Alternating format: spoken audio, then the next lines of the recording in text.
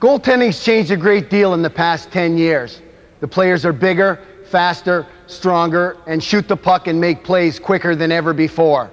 The reality is that in today's game, you can no longer be successful by just standing up and closing your pads. In fact, the majority of the most successful goalies in the NHL today make over 70% of their saves by going down to the ice. There's no question a butterfly revolution is upon us. How, when, and where you go down will ultimately be the key to your goaltending success. In this video, with the help of some of the students from my goalie school, I will not only show you why the goalies who go down the best make the most saves, I'll prove it.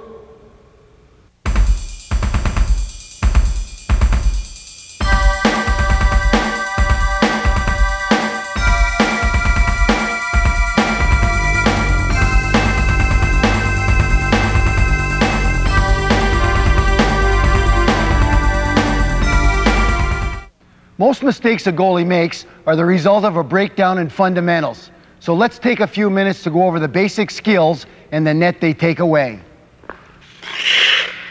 I'd like to begin by analyzing the three basic stances, beginning with the closed stance. This is one that's not used much anymore because it's very hard to move in and around the net, plus it seems to force you higher in your stance. The only time this is really used is on bad angle shots where you're going to just step out and close the pads. The second one is a more normal stance. Feet shoulder width apart. This one allows you to get a little bit lower, and it's really perfect for moving in and around the net and getting set up on the puck. The third one is the exaggerated stance, with the feet real wide open. This is the one that Felix Potvin and Eddie Belfour seem to prefer. What it does is it allows you to get nice and low to the ice when you're ready to make a save. The disadvantage is that when the feet are this far apart, you just can't push from this position. So if the puck moves around, you're going to have a hard time moving around with it. The advantage, though, if you get out, get set up on the shot, read the release, and you're committed to getting down, because your rear end is so low, you can get down real fast and close that 5-hole right off. My advice would be to use the normal stance while you're moving in and around the net. Then if you get set up on the shooter, you want to do the butterfly, spread yourself out nice and wide, and get down as soon as you read the release coming off the stick. Then it'll be an advantage for you. As we look in at the closed stance from eye level, we see there's no room in the middle of the net, but this stance tends to tie up the feet and make it difficult to extend on the corners. As we move to ice level for a true view of the available net, it becomes even more obvious that this stance leaves two huge holes on the outside of the pads for the shooters to fire at. Back to eye level in the conventional stance. Although the feet are only 6 inches further apart, it has allowed the goalie to assume a lower, more natural crouch. Not only does this take the two large holes and redistribute them into 3 medium-sized areas, but more importantly, it allows the goalie to get his pads down quickly and take away the bottom of the net. And now the wide open or exaggerated stance. With his feet on the goal post, there's only one place to shoot down low, and that's through the 5-hole. Once he assumes this position, the goalie only has one thought on his mind. As soon as the puck is released, the knees go down and the hole is gone. This stance is only good for the butterfly when the puck carrier is forced to shoot. As I've just shown you, all these variations have both advantages and disadvantages. Now I'd like to take a look at the areas of the net you have to cover, beginning with the bottom corners. I recently charted over 1,200 NHL goals, and 71% of them went in right here in the bottom foot of the net. Shots along the ice are some of the toughest to stop, but they don't have to be. I'd like to talk about 3 techniques that can be used to cut off the bottom corners of the net, beginning with the combination save. Starting to the blocker side, John's going to drop the knee down and turn the skate and stick and extend fully on the corners. That skate and stick have to stay on the ice so that the puck doesn't slide underneath it. It's virtually the same on the other side, only the right knee's going down. And he's turning the toe into the corner and extending the skate and stick right through to the corner. The second option you have is using the half butterfly. On this one, both knees go down and you turn the pad to the side of the net that the puck is coming on. Try and use the stick to put the rebounds into the corner, because if not, they have a tendency to come back out in front of the net. Let's try that one on the other side now. Obviously, it's the same. Both knees are going down, and you turn the pad right out, full extension to the corner. The third option you have is the full butterfly. Both knees go down, and both pads turn out in the corners. This one is an advantage because you don't have to wait until the puck is released. You can get yourself down when the commitment to shoot is made, immediately taking away the ice and cutting off the bottom foot of the net. I'd like to introduce the goalies you'll be seeing throughout the video, starting with Chucky, an 11-year-old Atom goalie, who we see here working diligently on his combination saves. And this is Jay, who is 14 and plays at the minor Bantam level and is well aware of how hard he has to work at these fundamentals to keep his game together.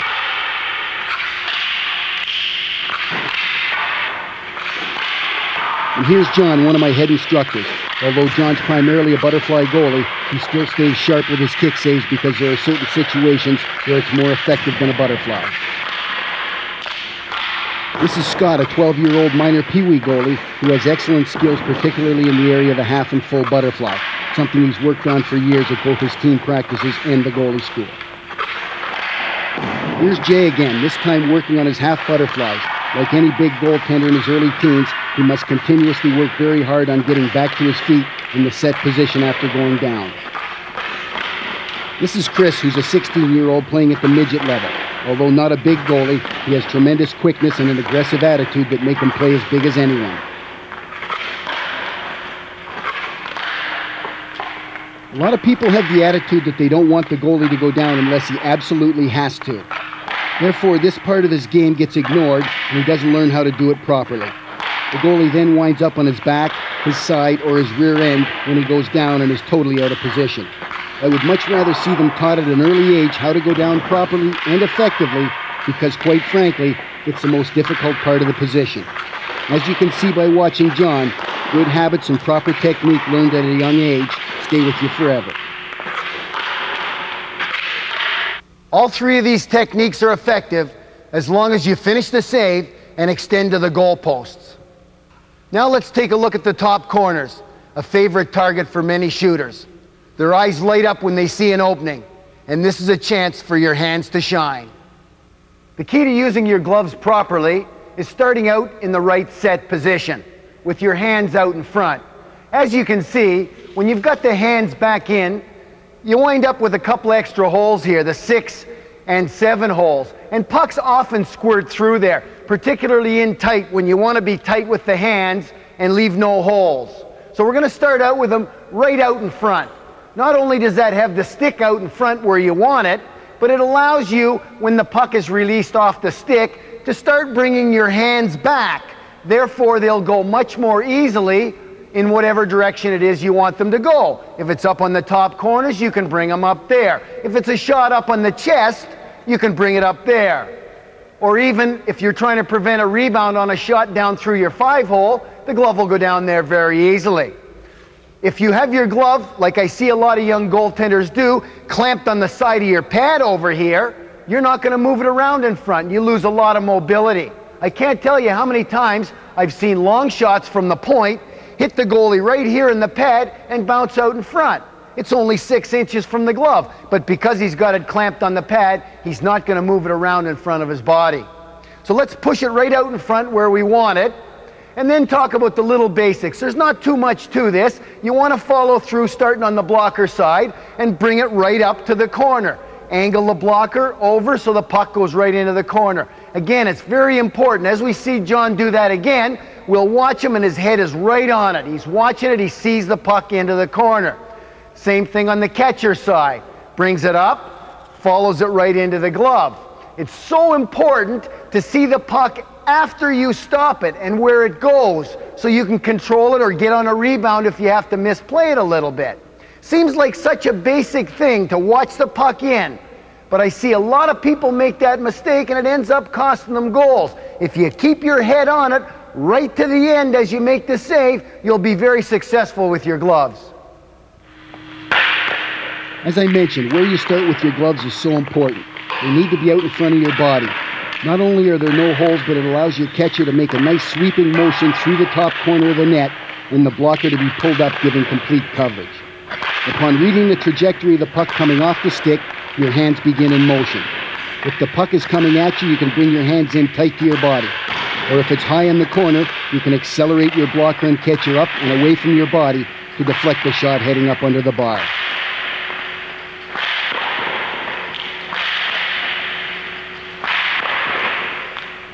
A quick pair of hands are a big asset. They can save you a lot of grief and be the difference between a team lifting save and a face-off at center ice. The last opening I'd like to take a look at is the 5-hole. To move effectively in and around the net, you have to have your legs open. That makes you vulnerable for shots going through the legs. In fact, 1 out of 4 National Hockey League goals is scored there. So let's take a look at a few things that can help you in that area. The first one that you can use sometimes is a pad tilt, where both knees go in the same direction and you're squeezing the pads at the knees.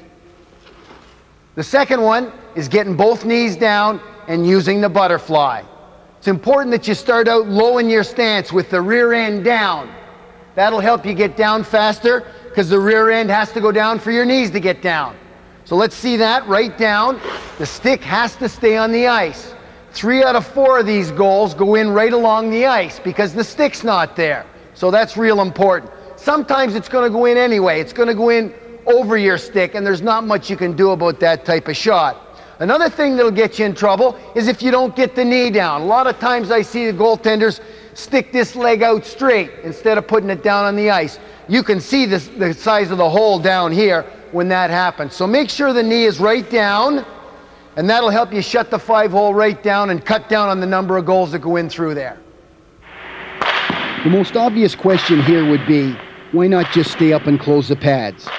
Well, that's much easier said than done, because it's somewhere between difficult and impossible to just pull your feet together. It is in fact much easier to just drop your knees to the ice, but you have to be committed to getting down as soon as you read the shot heading for the 5-hole.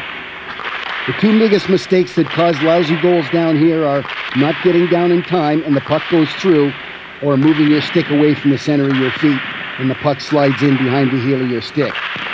So make sure when you go down that your blocker is quiet and steady and your stick doesn't move. These are all the physical skills you need to be a successful goaltender. Obviously, I'm not talking about skating and getting into position, but once you're set up on the shooter, you'll have full net coverage with these basic but very important skills. Work on your skills. Regardless of what style you play, you will in certain situations need a full or half butterfly or a kick save, so keep them sharp. Execute your skills with discipline. If you're on your back or rear end on a regular basis, you're not executing properly and you're likely in trouble. Don't be afraid to go down. It works very well for a lot of the best goalies in the world, and it will for you too. Move the blocker and catcher around to control pucks shot at you, and you'll give up fewer rebounds.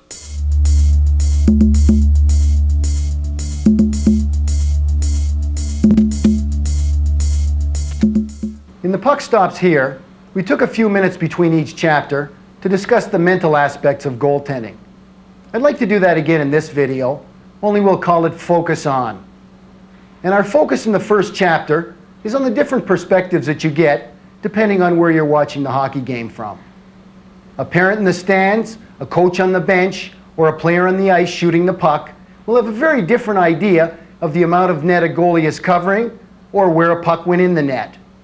And most of these views are wrong, because in order to see it correctly, you have to see it from the eyes of the puck. Let's take a look and see why so many of these goals are misunderstood.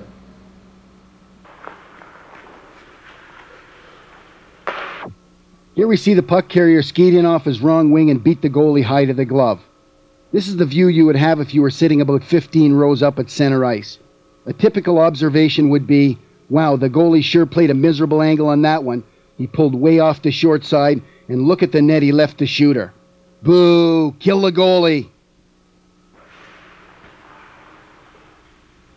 Now the coach's view from behind the bench, and he's thinking, what kind of angle is that?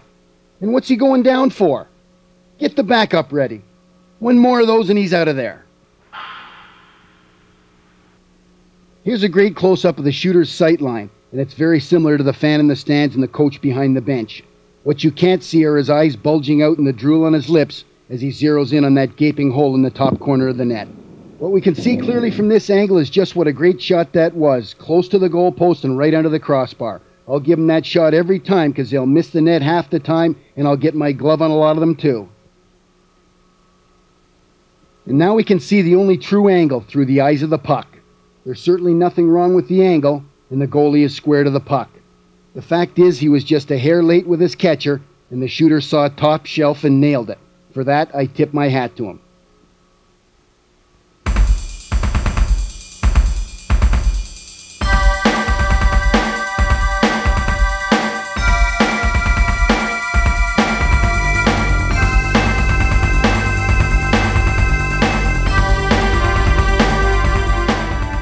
If I had to sum up the goaltender's job in 3 words, they would be focus, read, and react. Focus on the puck, read the play, and react to the shot. Depending on whether the shot's coming from a long way out or in close, will have a lot to do with how you play it. In this chapter, we're going to break the ice up into 3 defensive zones: long range, medium range, and close range, so we can take a look at the goaltender's decision-making process in each.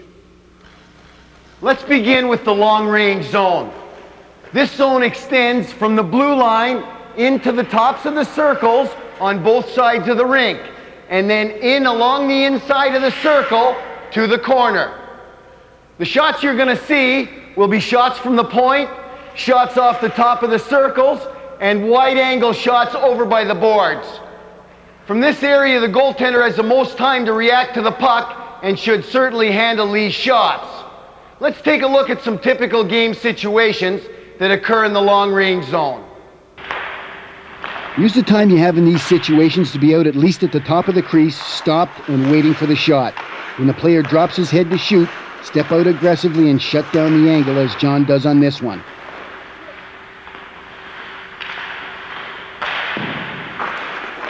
On passes from behind the goal line, push quickly away from the net and establish an aggressive position. It's especially important that you get out of the net quickly when there's traffic in front. Even a small delay on your part will allow the opposing forwards to set up shop on the edge of the goal crease, and when your defensemen step in to check them, you're forced to remain deep in the crease. Your success rate in these situations will be decided by your positioning.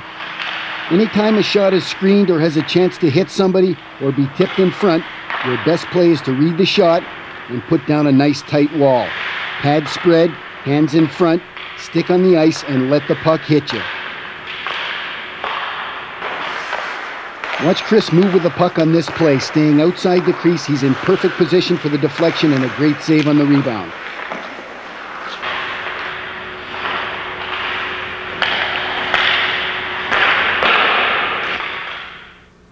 Let's take a look at the medium range zone.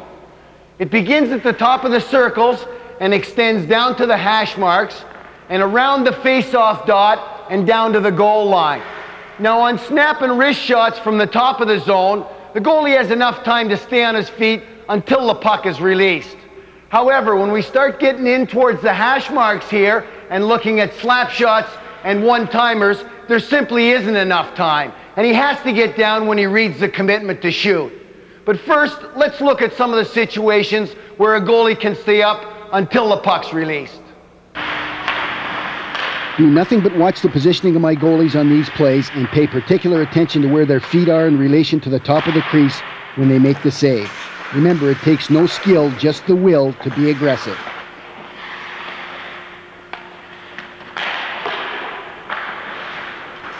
Block the shooter right out so you don't misplay your angle. Always be prepared and ready to react to those bad angle shots.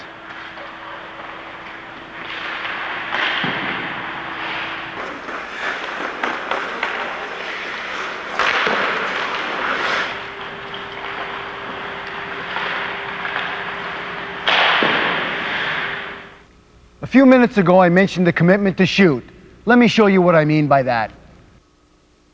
The commitment to shoot is the point of no return, that point at which the shooter cannot stop himself and must follow through with the shot. We've taken various shots and stopped them in two places. First, we've stopped the slap shot at waist level, where it's possible but highly unlikely he could fake this shot, because in order to do that, his hands and arms have to slow down, and they haven't. And second, the final commitment. The shot is coming. The point here is the goalie can get a split-second head start to make sure he's down in time on the ones in close. If you go down consistently when the stick is in position A, you'll get burnt by fakes 3 or 4 times a season. But position B, you're safe because he can't stop. On a snapshot, the shooter pulls the puck hard towards his body and begins to lean on the stick. He's pretty well committed right there, but when the blade opens up, the shot's begun and he's finished. Anticipation is a big part of goaltending. Learn to read and react quickly to these release points in practice and take them into the games. Let's take a look at some game situations in this zone where the goalie has to get down as soon as the commitment to shoot is made. This is where your pushing around the net starts to become an even bigger factor. As soon as the puck starts being passed from one player to another, you must react immediately with a strong push out on the angle so that you're there, set up, and waiting for the shot. Particularly on passes from behind the goal line, because obviously you're starting deep in the net. You may not always get out from the post to the top of the crease, but every inch you move out of the net is going to save you goals.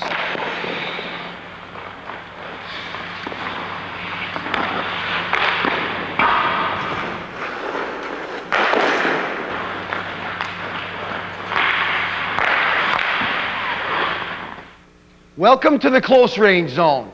This is where most of the excitement happens, from the hash marks in tight to the net.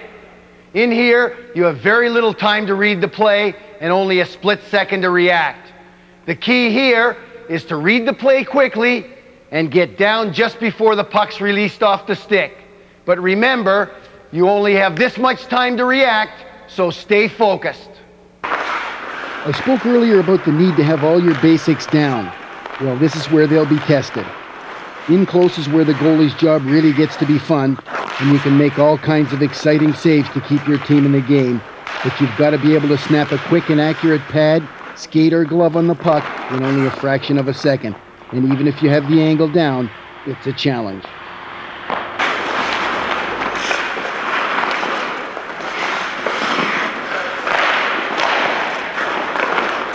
You've got to be able to get down quickly, pushing to your left in a half butterfly, and also using a kick save, which gives you a little more extension.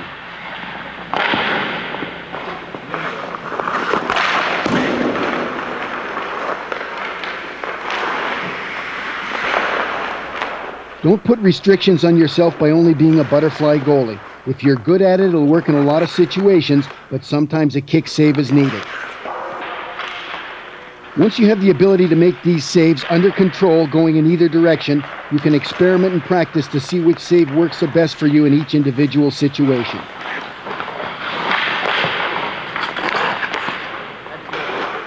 The more versatile you are in the net, the more big saves you'll come up with, and your teammates will love you for it.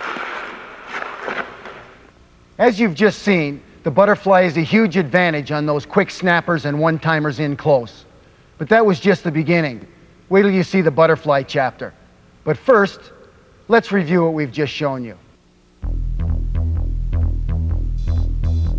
Get out of the net. I guarantee you'll cut your goals against average down if you get to the top of the crease and stay there. Stay out of the net until the guy with the puck can go around you. In games, that's not very often. They have to shoot the puck or be checked. Play the puck carrier. Once a player comes over your blue line and has the time and room to shoot the puck, you have to focus all your attention on getting lined up squarely and seeing the shot. Forget about the other people on the ice. That's not your job. Take the shooter.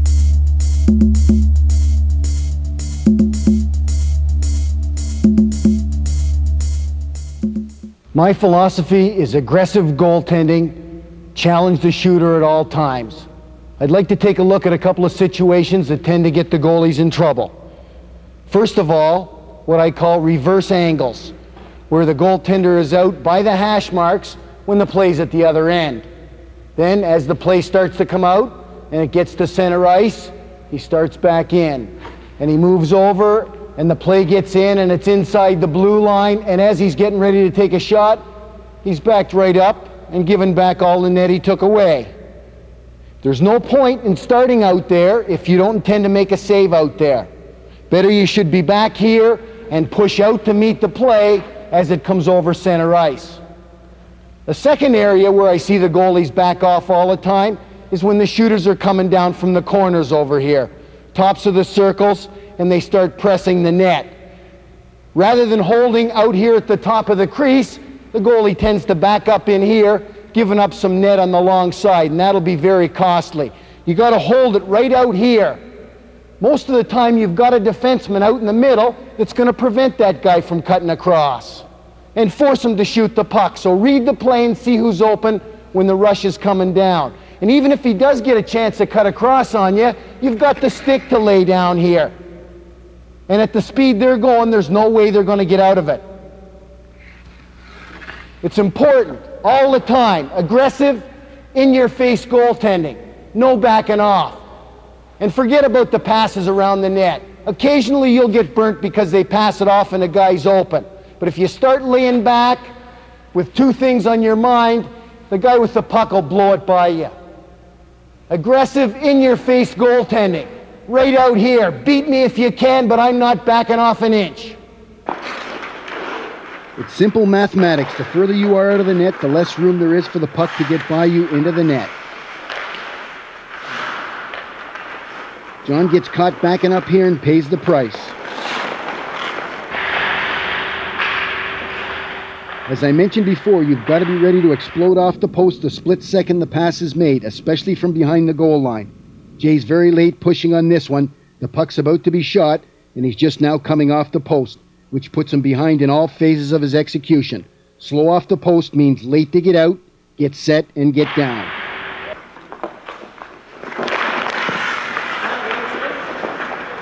Reading the plays and the players is a skill you must develop. The only reason to back up is if the puck carrier can go around you. John sees that's not going to happen here, so he steps right out.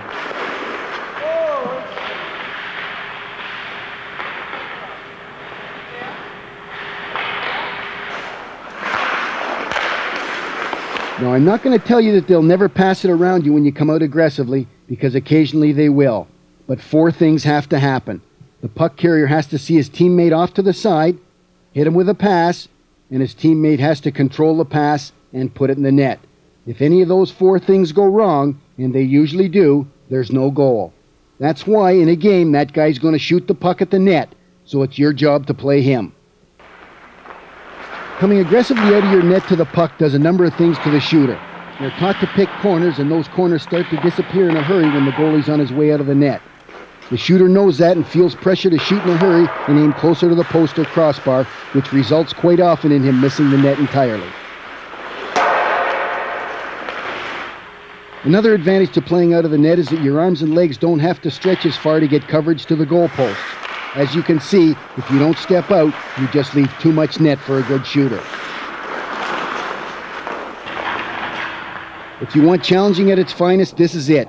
Jay's already out on the rush, reads the drop pass, gets over and out, and takes away as much net as he possibly can with his butterfly. His arms are in tight to his body, leaving no holes, forcing the shooter to hit him with the puck.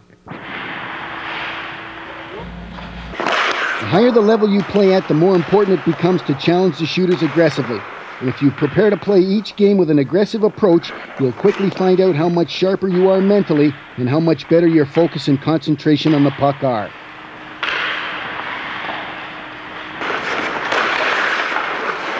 Earlier I talked about pushing hard away from the net on a pass from behind the goal line to the slot. Well, here's how you do it. John drives quickly off the post as the pass is made and right out past the top of the crease. In fact, he's gone past the two forwards parked at the corners of the crease, who can no longer stand in front of him or deflect the puck. And of course, they can't get to the rebound out in front. So John's teammates pick up the puck and head the other way.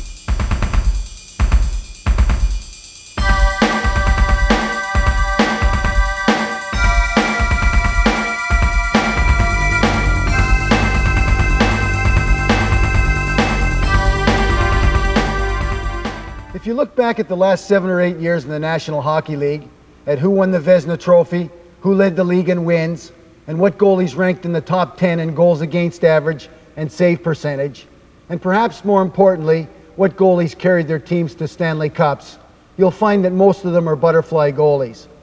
Waugh, Potvin, Van Beesbrook, Richter, and Barrasso all go down 35, 40, sometimes even 50 times a game.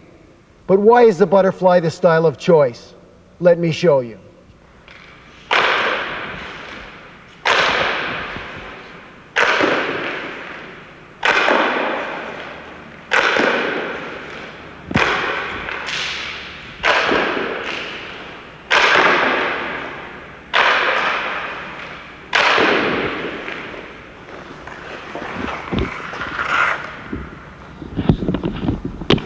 I'd like to offer this as Exhibit A. Without even seeing the puck, Jay stopped most of the shots. Remember, 71% of the goals go in the bottom foot of the net, and with a snap of the fingers, he's got it all cut off. But with the goalie going down all the time, shouldn't a shooter be able to pick them apart upstairs? The answer is no, for a variety of reasons. To illustrate this point, we'd like to move the camera down to ice level and take a look through the eyes of the puck. The shooter's just outside the hash marks, standing still with time to look. It doesn't get any easier than this, right? Wrong. It's the toughest shot in hockey to be accurate with on a consistent basis. There's just no room. It either hits Jay's glove or goes over the net. The shot has to be perfect to go in. Chucky gets a good push out to the top of the crease, reads the release, and gets his butterfly down. And take a look, the catcher's in perfect position and he's keeping his blocker up so the stick's flat on the ice. He could have got down a hair earlier, but he just gets enough of it.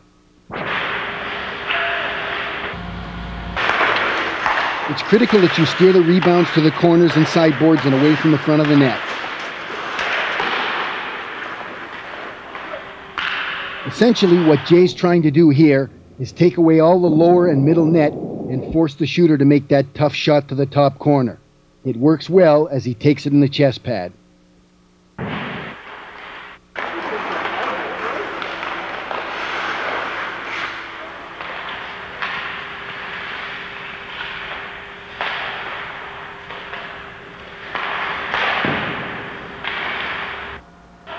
Chucky doesn't get any kind of push on the pass out. He just steps sideways towards the middle of the net and he's not covering much of it.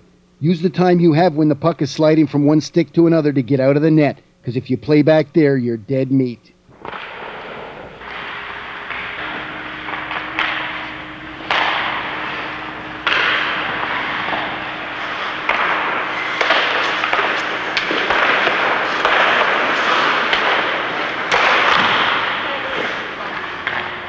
Rebounds will ruin a game faster than you can fish the puck out of the net. Scott plays a real good angle and gets the butterfly down, but the hardest shots to control are the ones right at you. The easiest way is to reach down and catch the puck.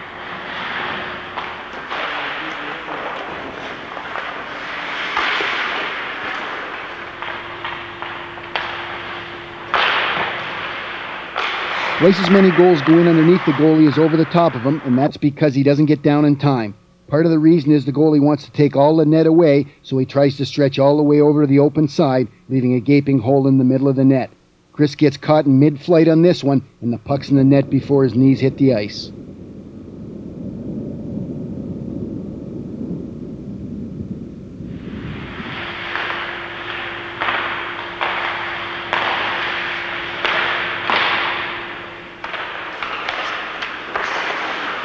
Earlier I talked about playing out in traffic around your goal crease. Well, combine that with an effective butterfly and you've got a potent weapon against screens and deflections.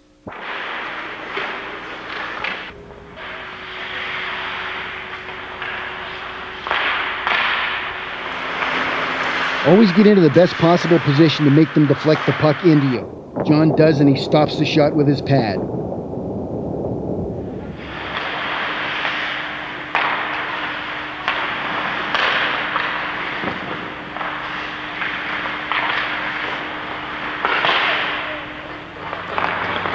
It's very important that your body stays erect from the knees up when you go down the butterfly. You should be able to draw a straight line from your shoulders through your hips to your knees. Scott gets caught in an awkward position because he leaned over backwards when he went down. Although he recovers in time, it still costs him a goal.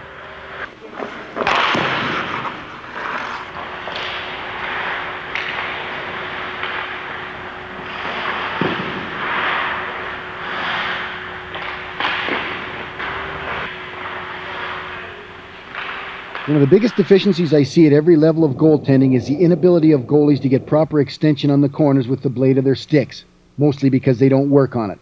Scott gives himself time to regain his feet, get back to the post, and push out for another good stop.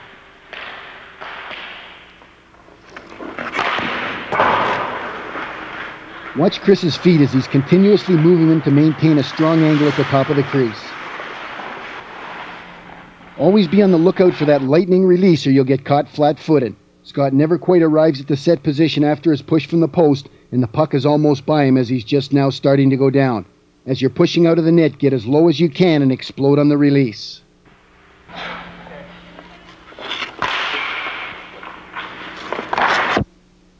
Notice how John's pad is flat and fully extended and the stick's where it belongs, on the ice covering the 5-hole, although I don't know how much he enjoyed the save.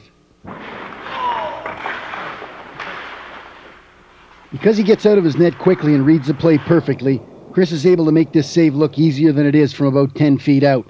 He's also able to control the puck for his defenseman to shoot out.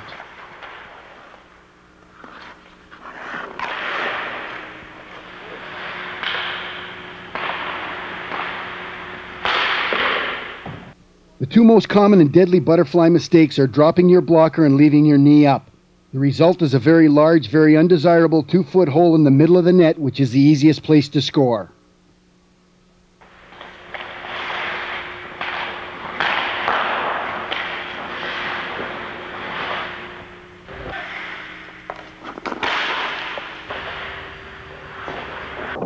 It's very important on short passes across the front of the net that you take the time to push. If you go straight down with no push, you get no extension, leaving the corner wide open. But John's all the way across and there's no place to shoot.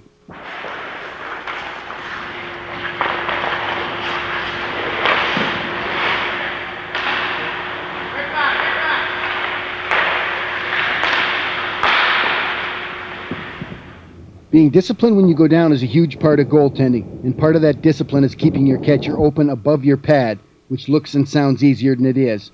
When your body drops to the ice, the downward momentum often takes your glove down behind the pad.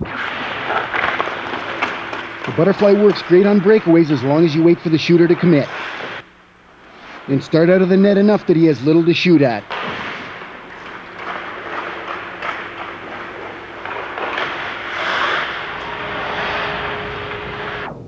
You can't play a breakaway any better than Chucky does right here. He's backing up with good speed, eyes riveted on the puck before exploding across the net to commit grand theft on what looks like a sure goal.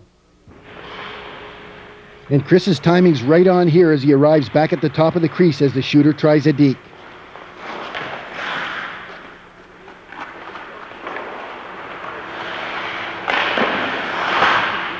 If I had to name the single most important skill a goalie could have, it'd be the butterfly. So let's take a few minutes to review what you've just seen. Use it aggressively. Make it a goal in both games and practices to have your skate blades on the top of the crease when you're stopping the puck. Get your legs wide enough apart that you can get down immediately. Practice your butterfly, making sure your hands don't move up or down when your knees hit the ice. Both the blocker and catcher remain at knee level. Get down in time. If you're going to play this style, you have to consistently get your knees down just before the puck arrives. Stay tall in the butterfly. Your chest, shoulders, hands, and rear must stay up. Only your knees are bent.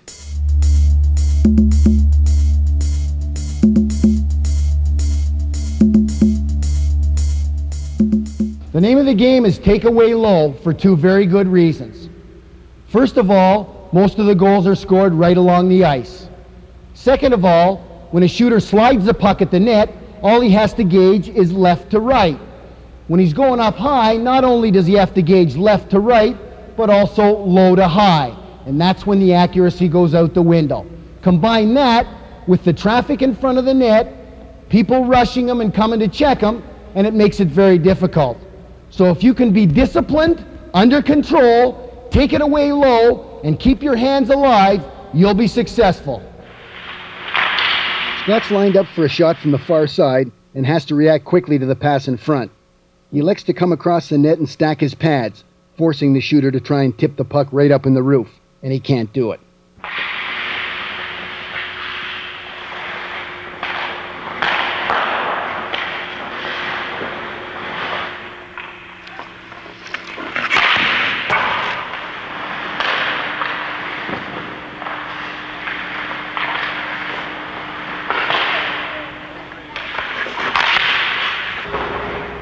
Did you know that for every 100 goals scored in the NHL on one-timers, only 6 go in the top foot of the net? Many goalies, including John, who primarily use a butterfly, prefer to go with a kick save on the blocker side. It gives you a little more reach and makes it a lot easier to snap your skate, pad, stick, and blocker through the target area. Watch the open side and see the full net coverage he has on the way through.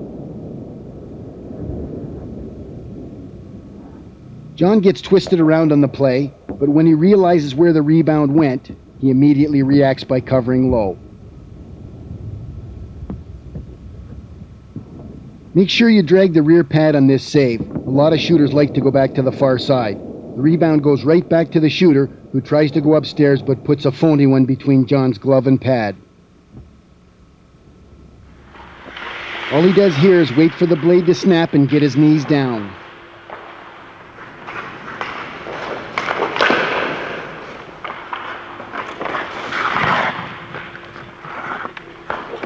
The best chance the shooter has to be accurate upstairs is to stop the pass and aim it. But if he does that, John's momentum will take him even closer to the shooter's stick, eliminating most of the top corner. Taking away low does not mean you're conceding the top corners, but rather your priority is to cover the bottom part of the net first, and once that is accomplished, give your hands a chance to react on the shots upstairs. If you see the puck coming high off the shooter's stick and get that hand moving, you'll stop most of these.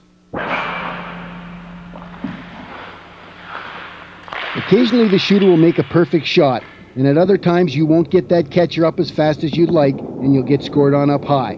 But these are the exceptions rather than the rule, and the odds are against it. In fact, only 12 out of every 100 NHL goals are scored in the top foot of the net, and we're talking about the best shooters in the world. There's so little space, and it's so tough to be accurate in the top corners that the shooter misses the net over half the time, and you don't even have to make a save. The great part about that is there's also no chance for a rebound.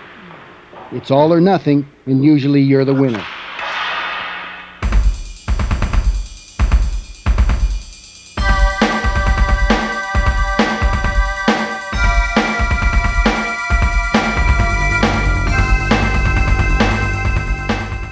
Regardless of what style you play with your feet, it's extremely important to develop the proper hand motion to defend the top corners of the net. Let's go through the techniques required to steal a spotlight from those hungry snipers, beginning with the glove side. In a few minutes, we're going to take a look at a series of game situations where the goaltenders explode with their hands on the top corners. I'd like to go over the kick snaps right now with you, starting with the catcher side. John's going to go down with the right knee and turn his body. We've got the catcher out in front, and to start off with slowly, he's going to go through with the skate and the glove and extend it right up on the top corner. Notice he's coming right back past the head here. It's extremely important that he keeps the motion going up past the crossbar. You're not going to catch a lot of these shots. A lot of them you're just trying to get a piece of so they go over the top. Because a lot of times this shot comes from right in tight and you're just trying to take away the net. If you catch it, that's a bonus. Let's take a look at it again. Right through, the pad comes through, and the extension with the glove right up. A lot of times when you use this, you don't know if the shot is going high or not. You're trying to take away the net on this side because perhaps the puck is right out in front here. So you're bringing everything through. The pad, the stick, and the glove is extending through the top corner. And regardless of where he shoots, you've got a good chance to get a piece of it then. Now let's flip it over and show you the one on the blocker side.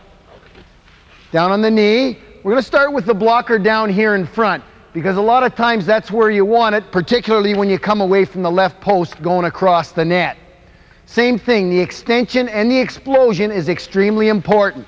The blocker follows right up past the bar. You have to keep that weight coming right through. Skate down, right through. Again, extremely important that you keep that stick going right along the ice until you can't keep it there anymore, and then you bring it right up and through.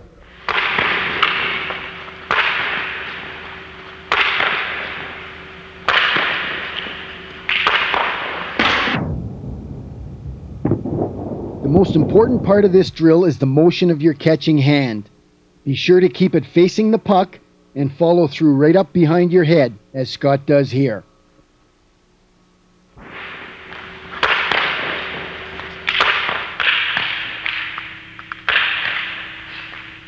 Make sure your arm is extended straight out to the post as you begin the snap. Chucky's arm is bent and he loses the extension he needs to reach the puck.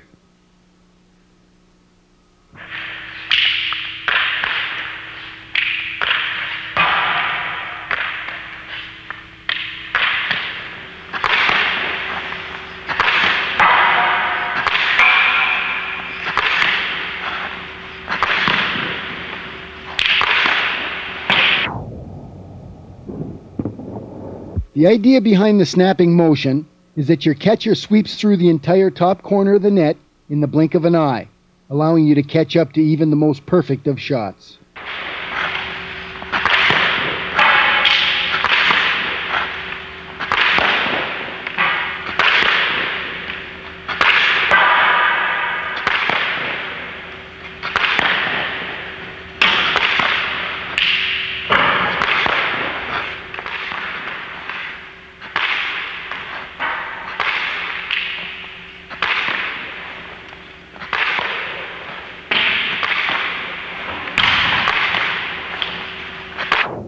The reason you need to keep the glove going full speed past the bar is so even if you don't catch the puck, you're able to get a good piece of it and deflect it over the top.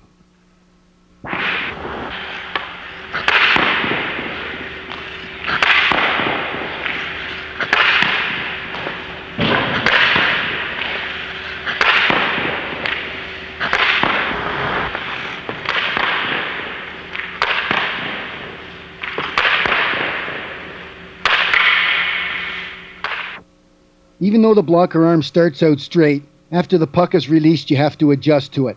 In this case, Scott's head is not turned on the puck and he doesn't get the blocker in.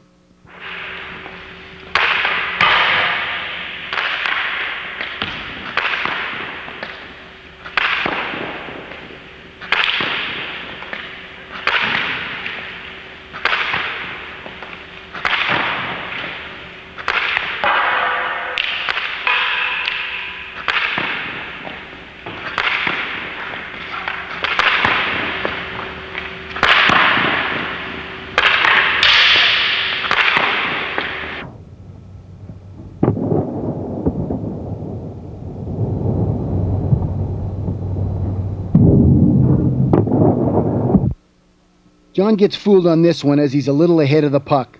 Once you pick up the flight of the puck and it's not that high, you have to slow down or even stop the blocker.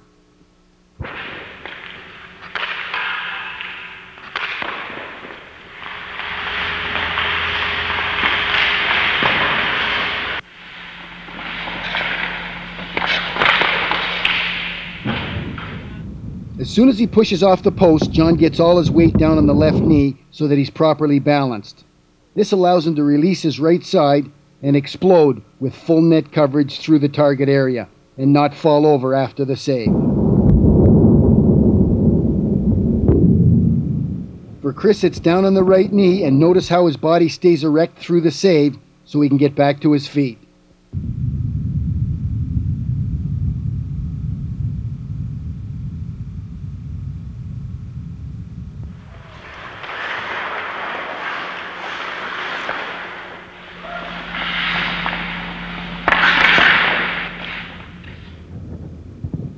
John sees the shooter's stick point to the glove side and he makes a terrific save. If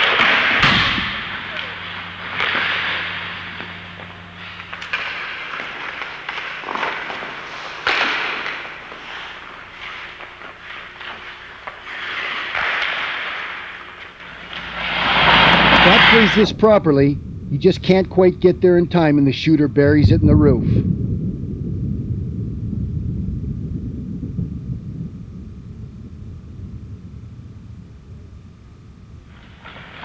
With a little harder snap and he nails this one.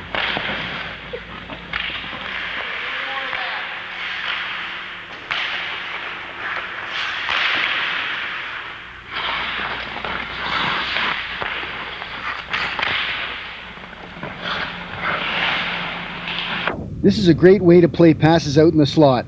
Jay intentionally leaves open net on his right side as he pushes out with the pass. As the puck's released, he snaps through and makes the save with the blocker. John plays this one almost identically, only this is a one-timer, so he has to get down earlier on the shot. By leaving no net to his left, John only has one way to go, and it doesn't matter if the shooter goes high or low, he's got it covered.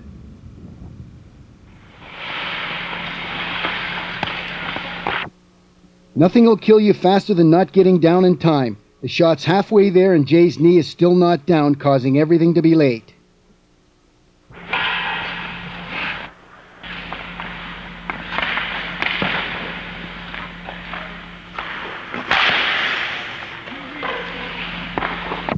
I spoke earlier about transferring your weight to the down knee.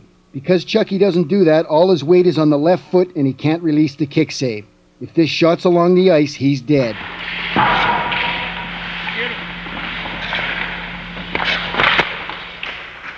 John plays this one very well, pushing hard across the front and getting down into position for the shot. Everything is tight. There's no holes down low and he's forcing the shooter to go upstairs. Now all he needs to see is the blade snap, and there it is. His angle is so good that he should just stay tucked and let the shot hit him, but John thinks there's room to his right and snaps through. The shot goes under his arm and off the crossbar.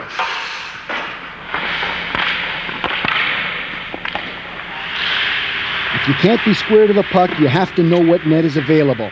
Here the shooter opens up net on Jay's glove side, but he turns with him, reads the release, and snaps his catcher through. The glove snaps we just looked at are used with the kick save, particularly when going from one side of the net to the other on a shot in close. But for those of you who are butterfly goalies, I'd like to show you the butterfly snaps.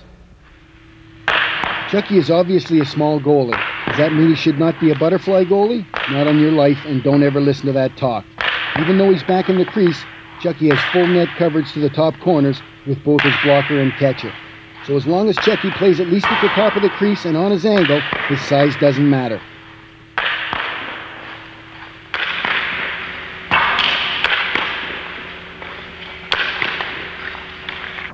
Scott is a year older than Chucky and not a big 12-year-old, but he's at the top of the crease and doing the drill like he's picking cherries. He's very explosive from this stance and easily gets full coverage of all 5 holes.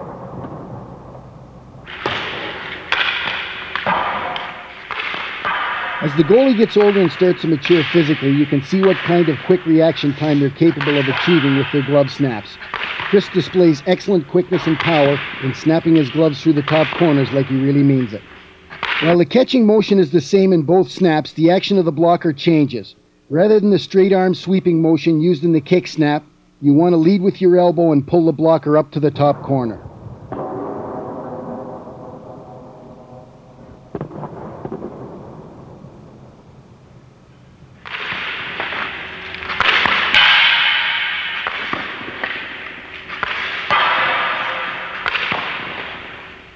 I do this drill with my goalies so they can learn the timing of bringing their hands up while the rest of their body is going down.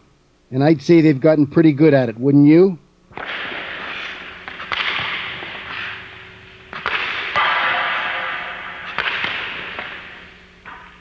The amount of net you see over the goalie's glove is not necessarily what's there. What you have to go by is the amount that he has to raise the glove to get to the crossbar. And let's take a look at that now. We're going to have John move his glove up slowly until he gets to the bar.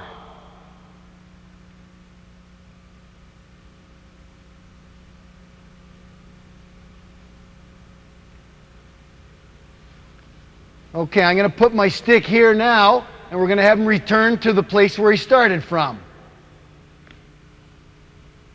And as you can see, there's only about 6 inches available over his glove that is going to allow the puck to go in under the crossbar. Now we're going to go over to the other side. And you'll understand now when you have a look at this one why twice as many shots go in over the catcher as the blocker. We're going to do the same thing on this side now. Bring it up nice and slow until we get to the bar.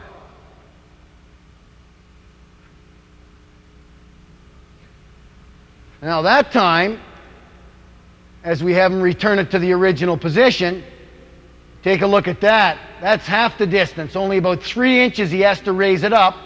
And that's why over the blocker is the worst corner to shoot at. The butterfly snaps you've just watched were shot with the camera at eye level, but we've moved it back down to the ice so you can get a proper view of the net available and how Jay takes it away.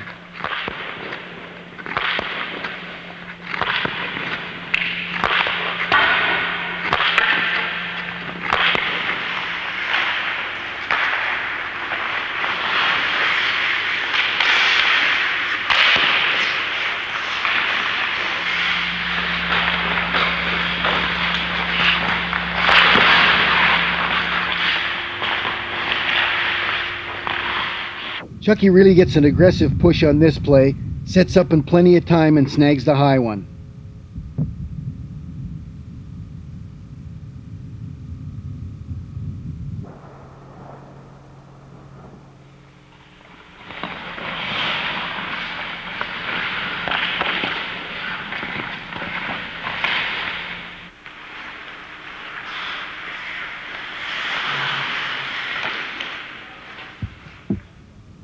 If you use a half butterfly to the blocker side, you must keep your blocker tucked in at your side until the puck is released.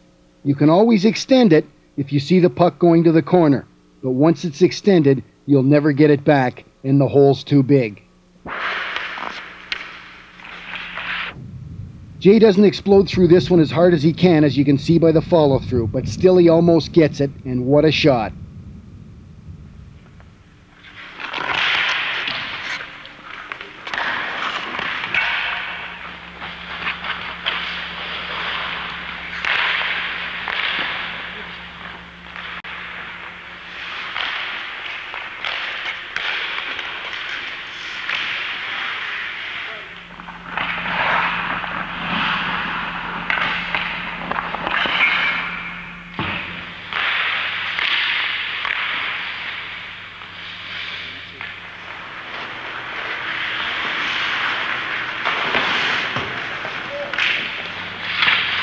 Scott gets caught with his gloves too much in front of his body and gets beat by another outstanding shot.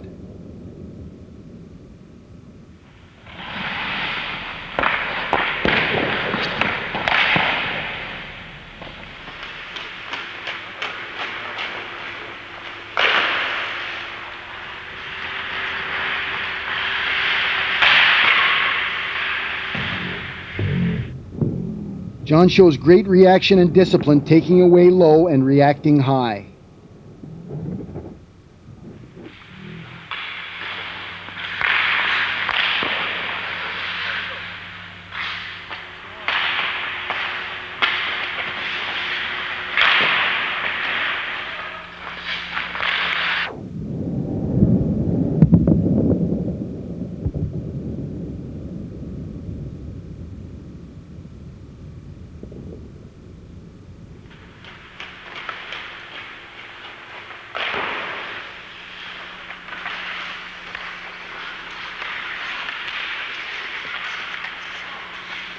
Most goalies have a tendency to start with their gloves in front of their body, then read the release and get their hands in motion to the sides. If the anticipation isn't right on, the puck's by before the glove's up.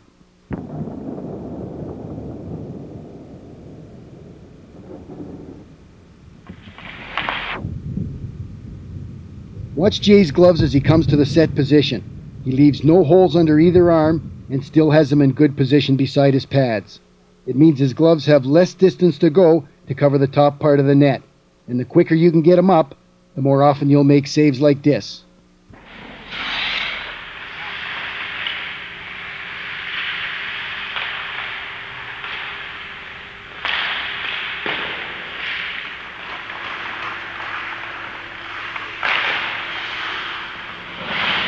I can't stress enough how important it is to have stick discipline. This is a common problem with even the best goalies. The blocker is dropped, costing him valuable net coverage, and the stick is gone. Remember this one, because it'll cost you big time. Keep your blocker and elbow up and out.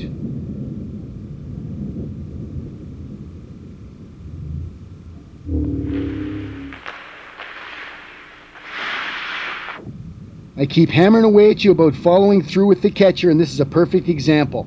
John takes advantage of the bobbled pass to get well out of his crease and set up. And although his glove looks to be in good position as the shot is released, he just doesn't snap it hard enough, and on a shot like this, it's your only chance.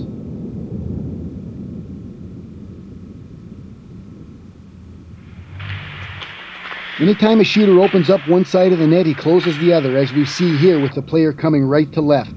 Chris knows the only net is on this side, and he takes it away.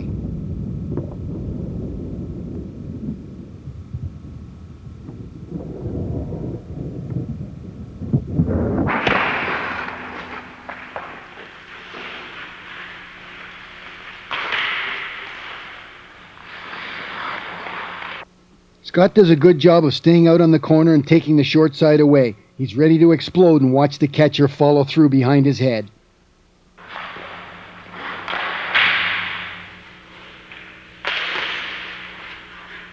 You've seen how effective the glove snaps are at cutting off the top corners. What these drills do is allow you to rehearse the move, both physically and mentally, over and over again, so that when this shot happens to you in a game, you can react instinctively as the puck comes off the stick, because you've got no time to think about it. Get the catcher out in front facing the puck. You've seen the problems that occur when you don't. Practice the motion as part of your warm-ups. Whether it's your catcher snapping to your ear or a straight arm blocker snap, you need to make the motion automatic. Read the release. Learn to read when the puck's coming high off the stick. Full extension to the posts. Reach right out with the catcher or blocker and then go to the puck. Follow through past the bar. If your glove stops at the bar, you've slowed it down too early.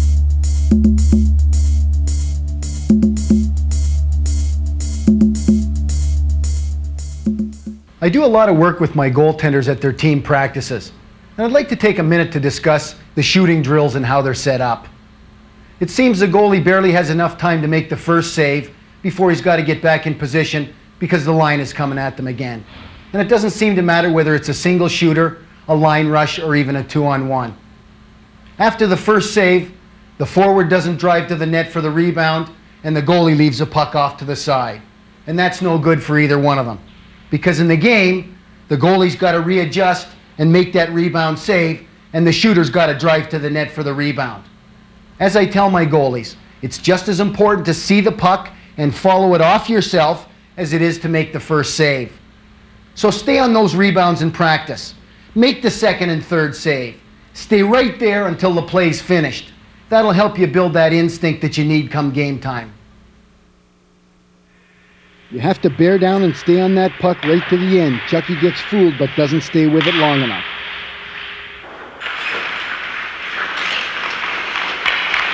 It looks like John doesn't have much of a chance on this one as he tries to push across, but you can never assume anything until the puck's in the net. As it turns out, the pass is not handled cleanly, and John could have made the stop.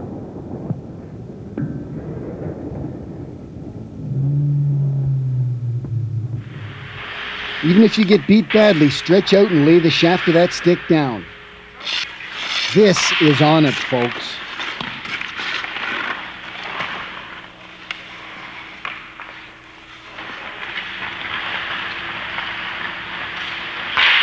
Jay doesn't give up on this rebound and gets his glove on it. John's running around cutting angles all over the place, and he does a great job staying with the puck. This one starts off innocently enough, but then a friendly little battle of "I'm putting it in, oh no you're not" develops.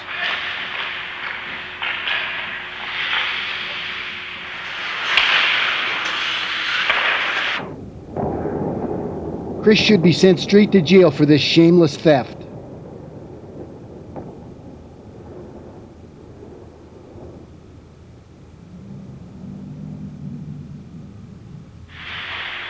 Not to be outdone, Chucky says, "Hey, I can do this stuff."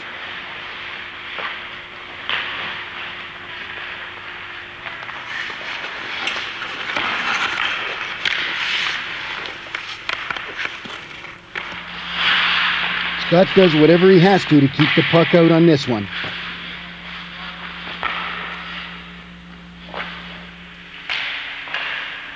And now we'll end things with a neat little piece of work by Jay as he finishes it off with every goalie's dream save.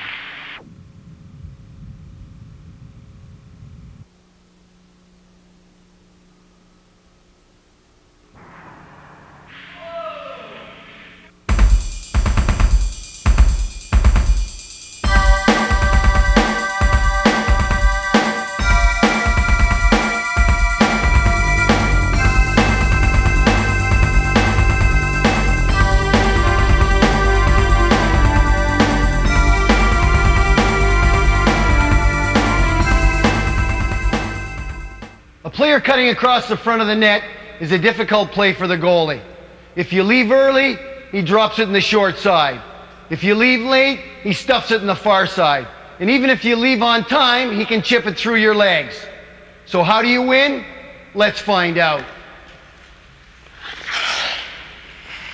First thing is for the goaltender to step out to the top of the crease, because at this point, you don't know if he's cutting across in front or not, and he may shoot the puck. The second thing is patience. Extremely important. You've got to wait for the player to commit and go across the front of the net. The most common mistake as the shooter approaches the net here is the goaltender worrying about whether he can get across the net in time or not. So what he ends up doing is he pushes off early and leaves the shooter an easy shot to the short side. You've got to stay here on the short side and force him to go to the long side. As he takes it across in front, you want to let him get the puck a little bit ahead of you. What that does, it opens up the far side of the net, but it closes up the near side. So you've only got one way you have to react. As he starts across, the goalie's going to turn his skate, get into the T-push position, and start following across, keeping the puck ahead at all times. As we reach the middle of the net, this is another possible shot area. The way you read it is to see the shooter's stick come back out of the stick handle. That's when you know the shot's coming. If it's here in the middle, you want to get yourself down, stick flat on the ice, catcher between the 5-hole, and you've got it cut off.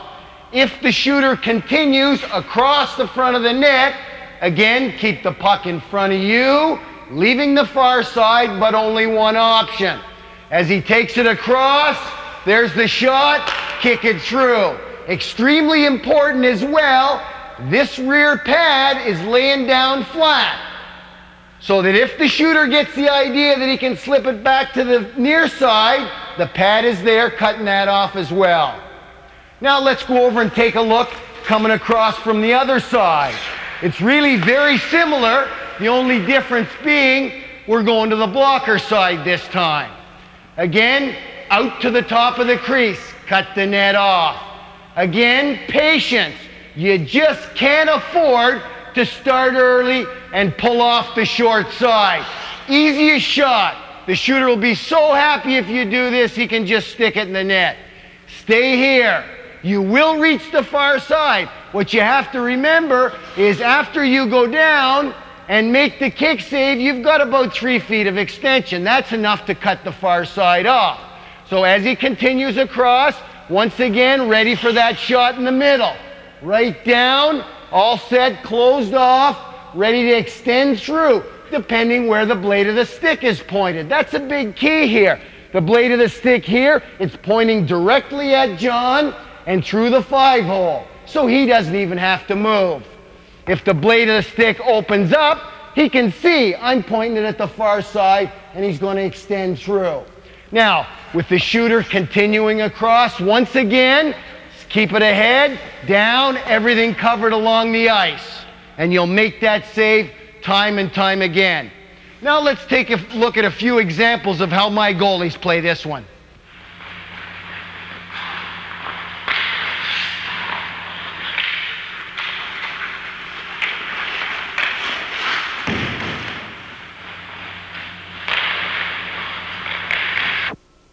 Jay's in great position here as he reads the shot, gets down and tucked, and releases his pad through for the save, maintaining his balance and getting back to his feet quickly.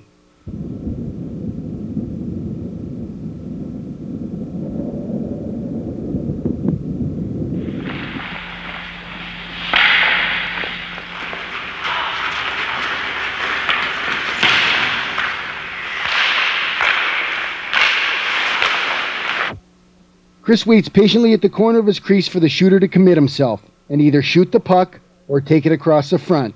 As soon as he does, Chris is ready with his T-push to go after him, and he plays it well right to the end when the toe of his skate comes up and the puck slides right underneath it.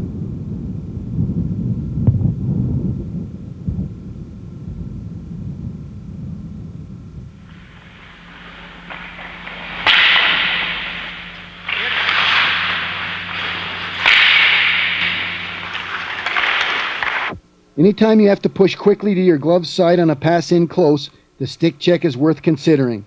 John's going to stack his pads and take away low in case of a quick shot or tip-in, and extend his stick up the middle so the player can't cut across the front. He needs all his reach on this one, and he's just able to knock the puck away.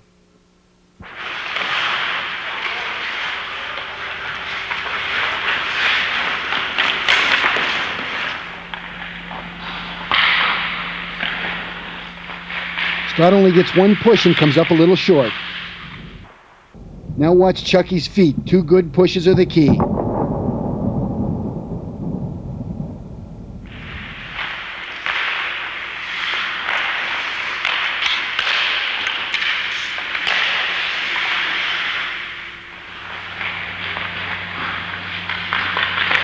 Chucky can't quite get across in time and tries to make up for it by stretching out, but his stick's in the air and the skate blade is up. He's fortunate the puck hits the heel of his skate and stays out.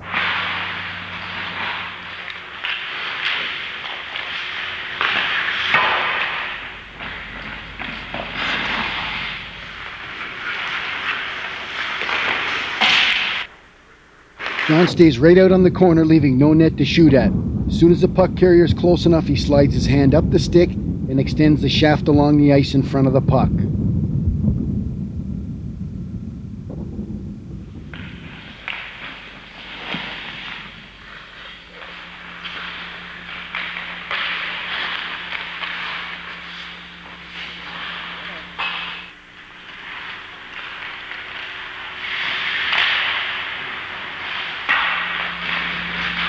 Scott's perfect on this one as he explodes off the post, gets down into position, and snaps his left side through.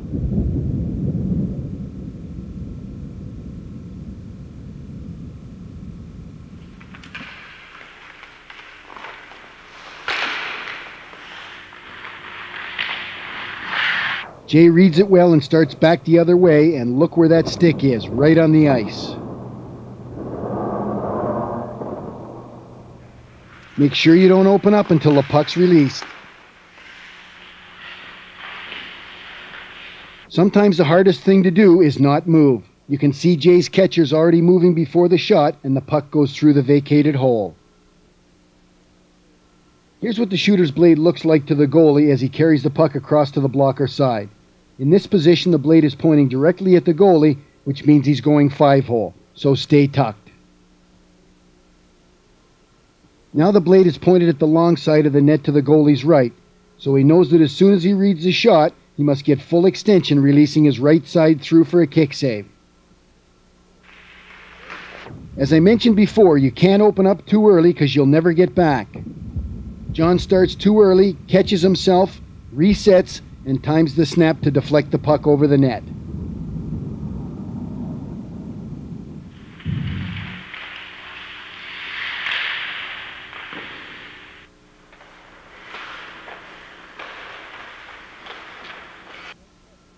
It's important to understand the net coverage this move gives you. When it's done properly, this is what it looks like through the eyes of the puck when the shooter's stick is lined up to the 5-hole.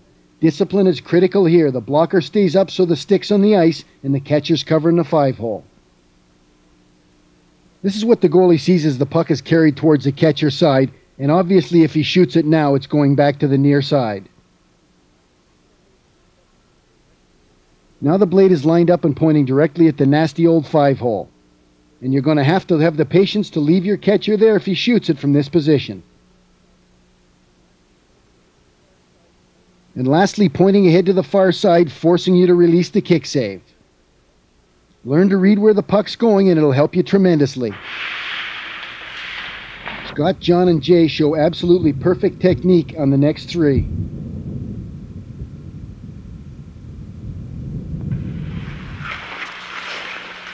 Notice how high John's right elbow is. He needs it up that high when he's down to keep the blade of his stick on the ice between his legs. If the elbow drops, so does the blocker. There goes the stick, and it's an easy goal.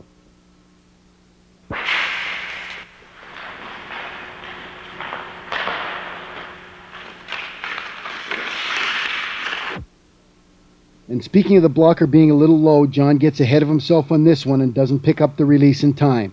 But even then, if the stick is where it's supposed to be, the puck hits it.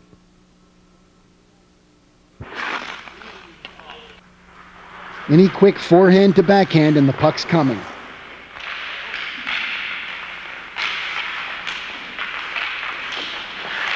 Chris shows outstanding focus and reaction as he not only makes one good save, but quickly regains his feet, reverses direction, and makes an even better save going the other way.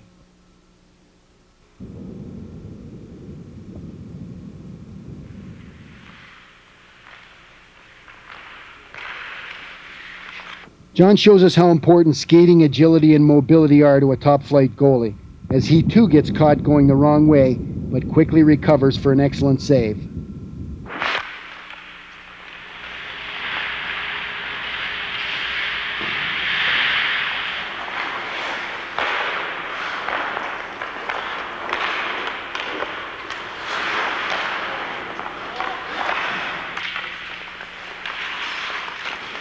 Lots of goalies like to put the shaft down in this situation, which is fine, but make sure you either put it all the way down or keep it all the way up. John is in between.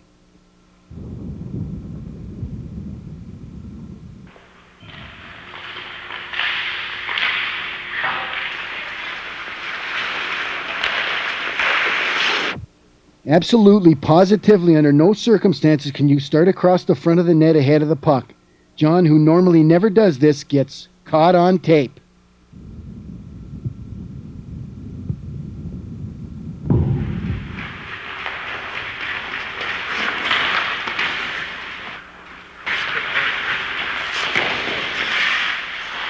Some may consider this a bad play. I don't. The puck carrier doesn't shoot, and then his pass gets picked off. Don't force the kick save if you don't have to. John has enough time to get square to the shooter and put down his butterfly.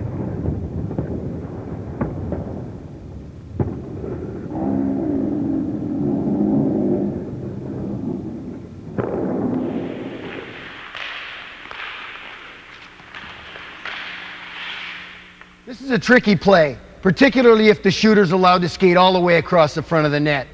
But you can beat him if you follow this game plan. Be patient. The puck carrier must start across first.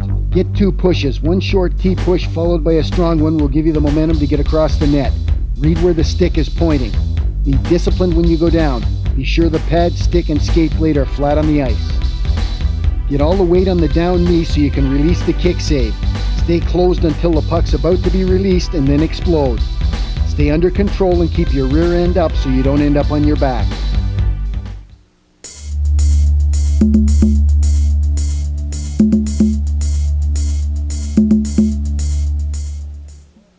One of the hardest things for goaltenders of all ages and skill levels is to be disciplined with the stick and keep it on the ice between their legs.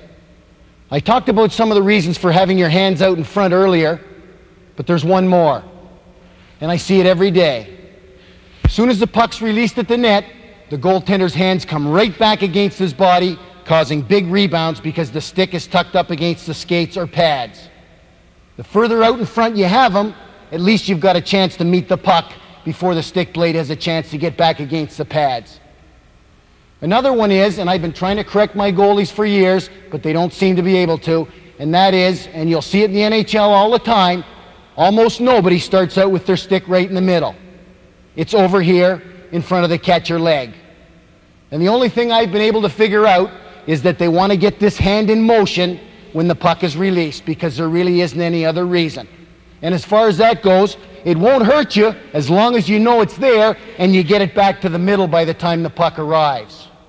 Another thing that happens, I'm sure you've heard every action requires an equal and opposite reaction, and that's where it gets them in trouble going to the catcher side. Because what happens is, in order to move quickly in this direction, they have to thrust off the right side.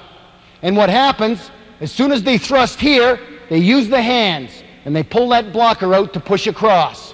You'll see it a lot of times on breakaway dekes where the puck gets dumped through here on a fake to the blocker side. It's so important. You have to discipline yourself when you're following the puck around. Keep this down right on the ice.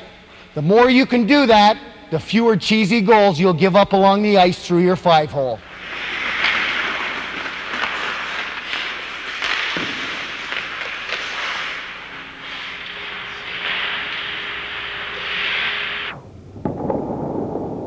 Scott sits his butt down, bye-bye stick, hello rebound. Stay tall in your butterfly.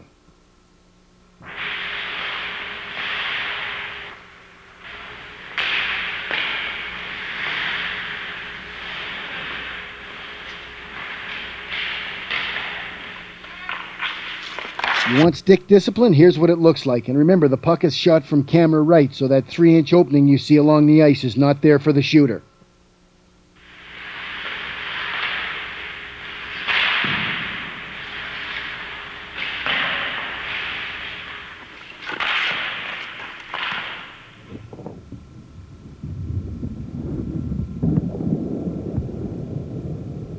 Watch on the rebound. The blocker's down, the stick's on its heel, and he doesn't quite get it back in time.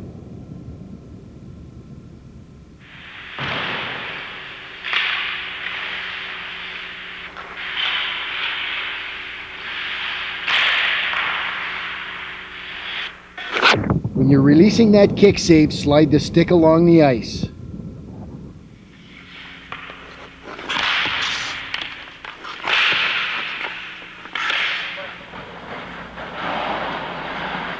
Scott's stick lifts and gets way ahead as soon as he pushes.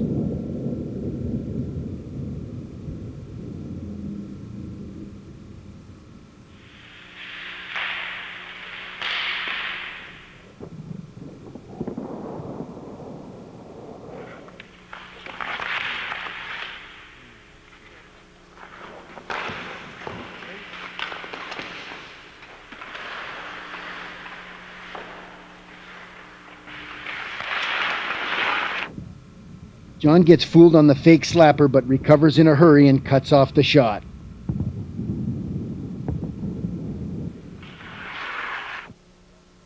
The shooter makes a real good play wrapping the puck around quickly to the far side.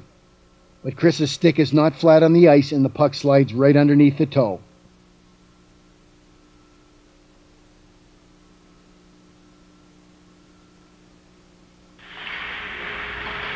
The most difficult situation to maintain stick discipline is on breakaways. That sudden body shift at the end on a deke often causes the stick to fly out.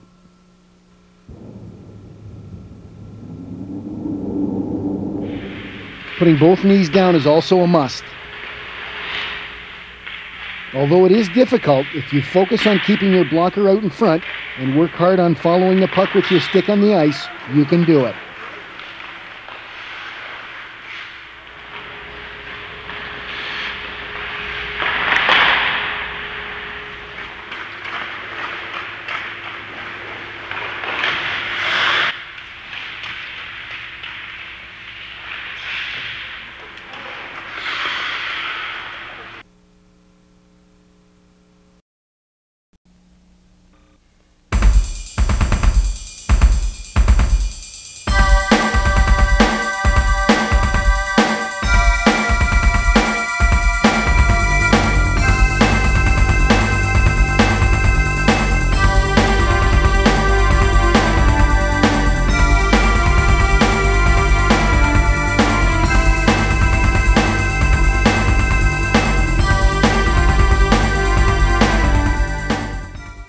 Athletes in general, and specifically goaltenders, must never stop learning. No matter how long you've played the position, there's always more to learn. In the Puck Stops here, I spent some time showing you how to defend against the player behind the net with the puck. Since then, one of my instructors showed me a new technique that I believe will help you be more effective against wraparounds. Let's take a look at that now. First of all, I'd like to talk to you about a couple of things that can help you with your balance when you're going post to post. Starting out over on the blocker post, when you push over to the glove side, reach for it with the glove, wrap the glove around the post. In case you stumble or catch an edge, lose your balance at all, you've got that arm wrapped around the post. Same thing going back to the blocker side. Get it out in front, wrap that arm right around it. That'll help your balance so you don't get in any trouble there. Now, the last place that you want to be caught is with a guy right behind your back. You can't see the puck.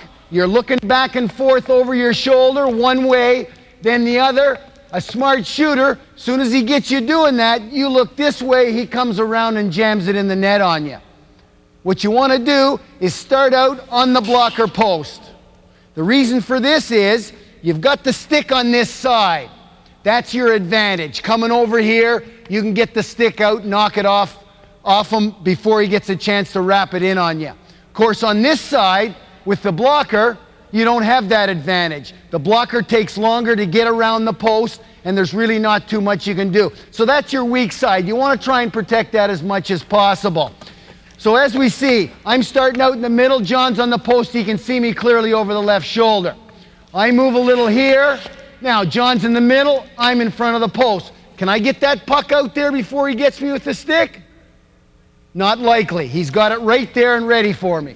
So if I come a little bit further here now, John is on the post, ready to take me or handle a pass out. If I start coming back again, he just stays ahead of me. The stick is there. Going further, he stays ahead of me again. If I continue, there he is. He's already there waiting for me. I can't do anything with the puck. From this side now, obviously he's got to look over this shoulder at me and wait for me to do something. Now, instead of moving ahead of me, he's going to wait for me to cross over behind him. Here he is set up in that position again, ready to follow me, ready to push over here and use that stick. And you should try to use the stick when you're on time coming across here with the guy. Now, there's going to be times where you get caught and you're a little bit late coming over to the post. And the best situation there, the way to handle that, is to go ahead then. If you're well behind, go ahead, lay the pad down. Then you've got it all cut off along the ice right there. Okay? Let's take a look at that one more time. Over here and down. And you can cover that rebound right up, and it'll help you take away all the net on that short corner.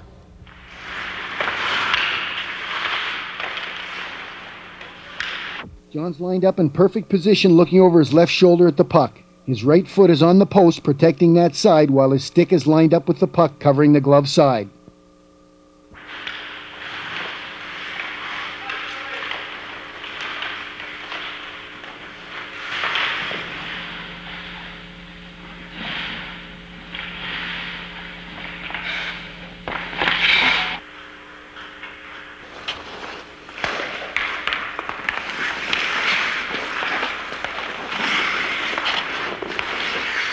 Always cheat to the blocker side, leaving the puck carrier the catcher side if he wants to come out. That way you never get running back and forth losing sight of the puck, and as long as you lead with the stick, you'll cut off the catcher side as well.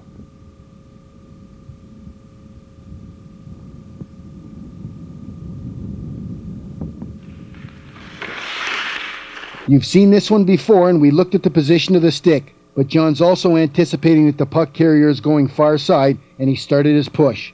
You must wait for the shooter to commit first before you do.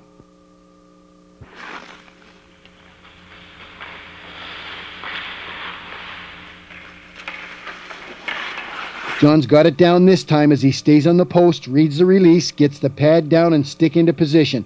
The shooter tries to stuff it in the short side, but it bounces off John's pad into the corner.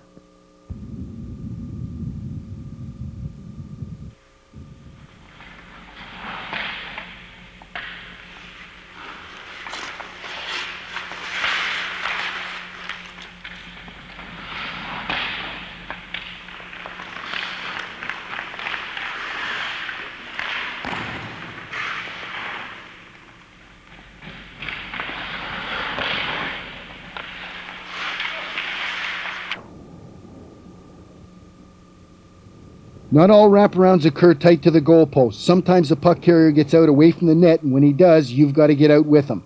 Chris reacts late to the puck coming out and never does get a decent angle, leaving too much room on the far side.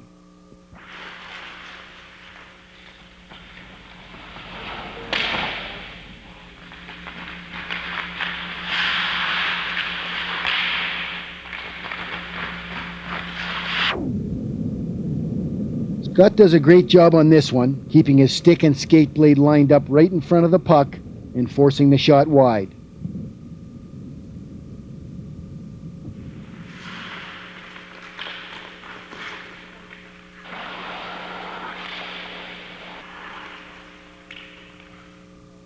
John's body gets turned away from the puck and he doesn't read the angle of the shooter's stick blade, which should tell him it's a backhander upstairs.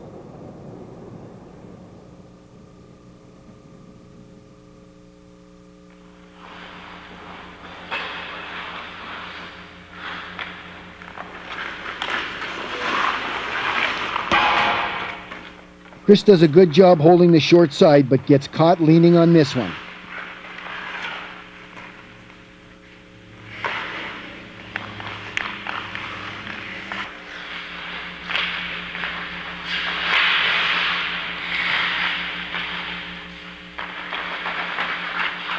If you're going to use a poke check on a player coming out from behind the net, you have to aim the blade of your stick a little ahead of the puck. Scott aims where the puck is now, gets nothing but air, and can't recover.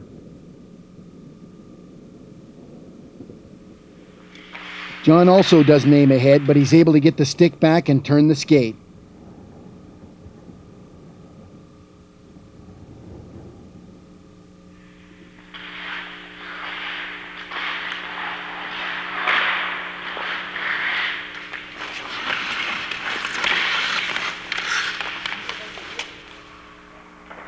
Have a look at Chucky's stick positioning. It's picture perfect.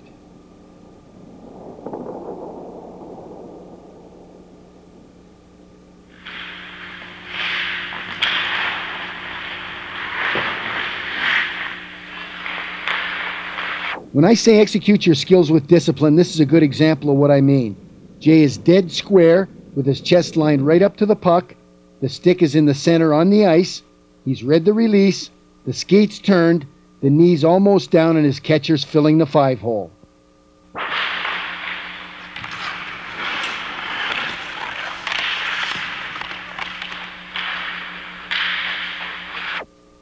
If you get sloppy and undisciplined with your stick, for example, having it on its heel or not turning square to the puck, it'll cost you goals.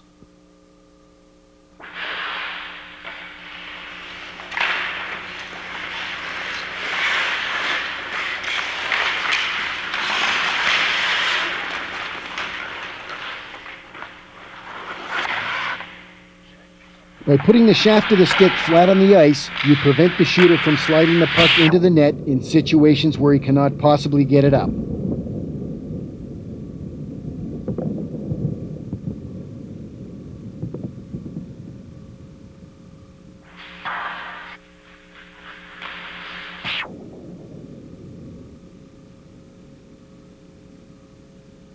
Take a look at Jay's left pad on this one. In order to take away low and not leave any holes, that pad has to be flat on the ice, leaving no room on the short side. The puck goes in right where the pad should have been.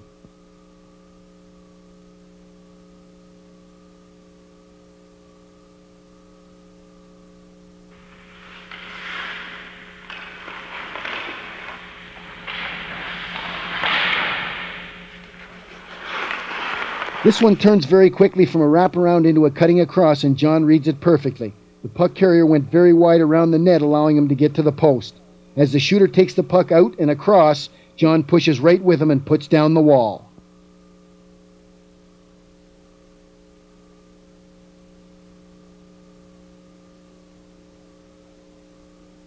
Another great illustration of the net available through the eyes of the puck. And remember, the camera's 3 feet back from the puck, so almost none of the net you see is really there, and with the shooter so close to the goalie, his chances of putting it up under the bar are nil. But he'll put it through you if you leave any holes, and John doesn't.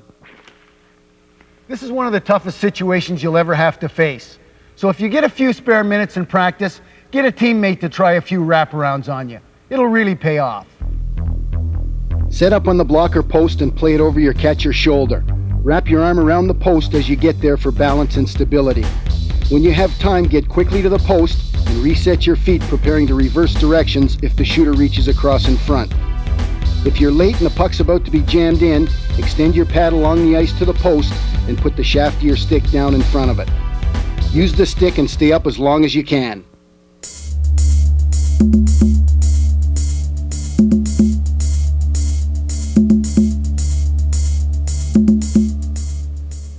Goaltenders are the most neglected players on the hockey team. And that's because the coaches, and they'll freely admit it, don't know much about goaltending. But they can still help the goalies develop in practices. Whenever there's a little downtime, if they're teaching a certain drill, a power play penalty killing, or if they're doing some extra skating, or perhaps they only need a goalie at one end of the ice. It's a perfect time to take one of the extra coaches and do a little specialty work. Some agility, balance, that type of thing.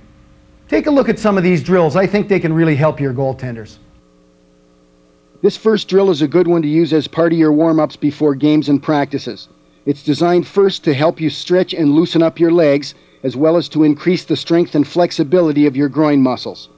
Secondly, it helps with your stick discipline as long as you work at keeping your hands steady while your pads are flipping back and forth.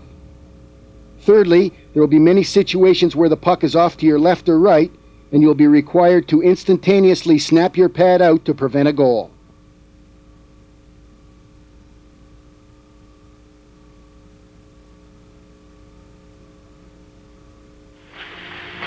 John makes this butterfly recovery look much easier than it is. It'll take a lot of patience and practice just to pull yourself up, let alone to do it like a machine. There are two basic components to the butterfly recovery. First, I want you to watch the hands and shoulders as they pull in towards the body and up before pushing out in front to counterbalance the low rear end.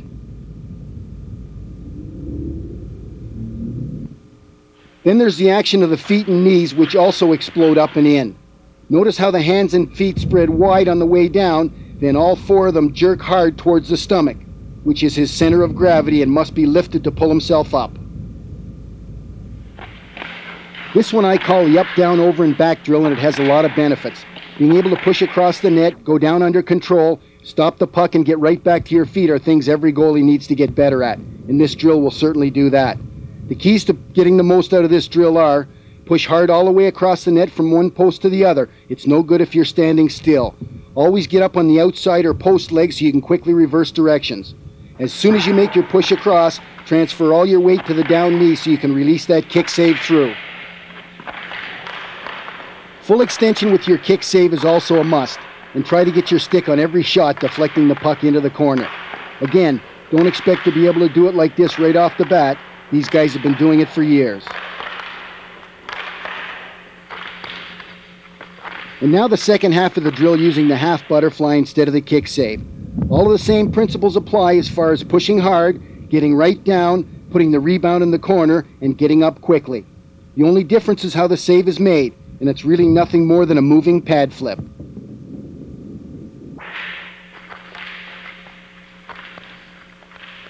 There will be many times in games where you'll make a save on one side of the net and have to recover and get across to the other side to make a second save.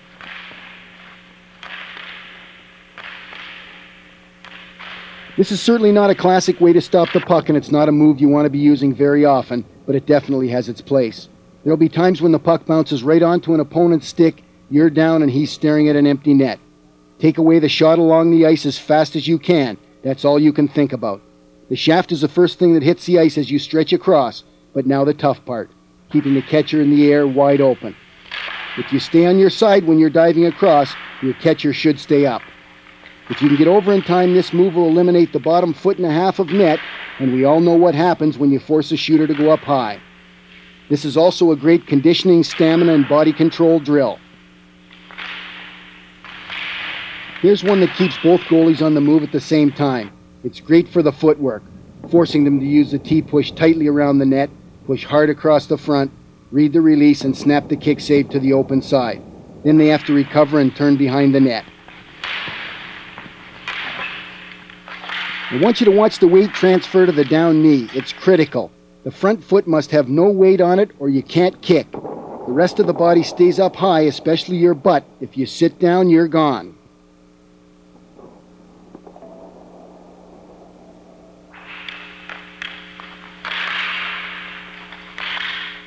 Over the last few years, I've received a lot of calls from parents asking me what can be done at home to help develop their young goalie.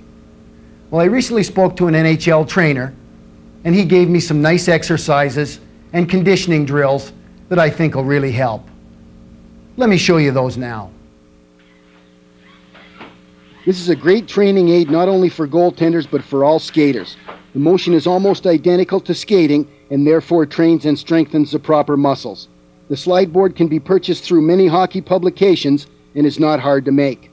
A 1/2-inch piece of plywood, a 1/4-inch piece of plexiglass, one piece of 1/2-inch wood for each end, bolted together, a little silicone spray, and you're in business.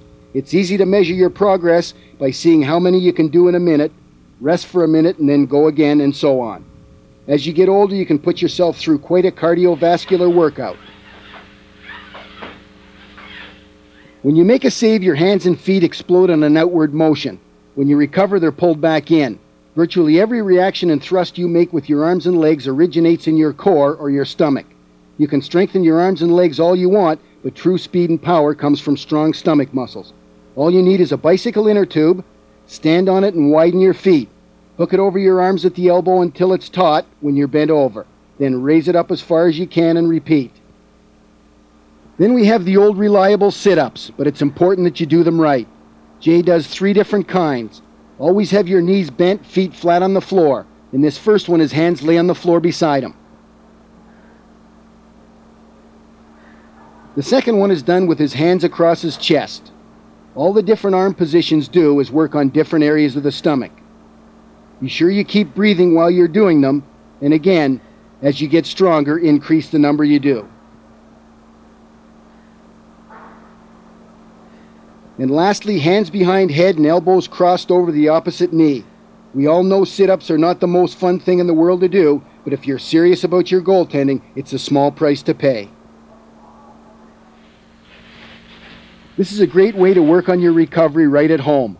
All you need is an old blanket to put down on the rug and your pads, pants, and skates. It's easier to dig your toes into the blanket than the ice, so you should find it easier to pop back up.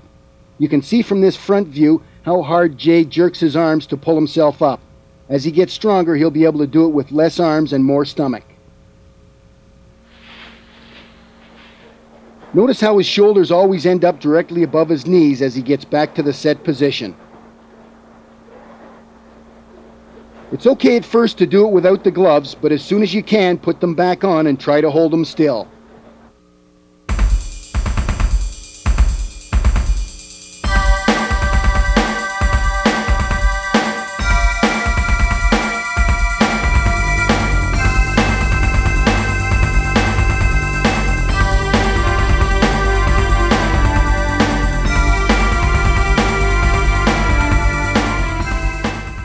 There's an old saying in the game of billiards, it's not what you make, it's what you leave. And the same is true in goaltending.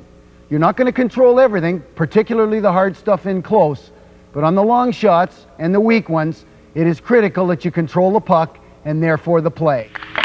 There are 3 drills that I like to use in practices to help the goalies get used to moving their gloves around. The first one is called Catch Everything. The shots are to be aimed at the pads and 5-hole, and the goalie has to try and catch every shot. Chucky is doing the drill standing up, which is fine as long as he can comfortably reach the puck. Scott's stance is a little wider and he likes to go down into the butterfly, backing each shot up with his body.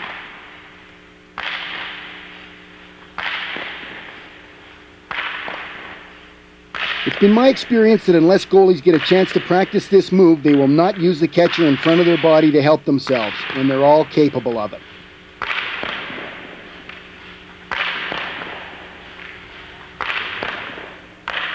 Next up is the low blocker drill, in which the pucks are shot about 1.5 feet off the ice to the blocker side of the net.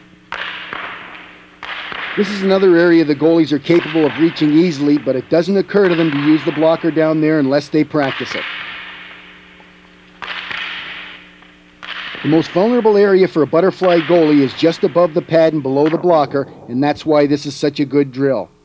As you can see, even though he's deep in the net, John has full extension to the goalpost, reaching this shot easily and turning it into the corner.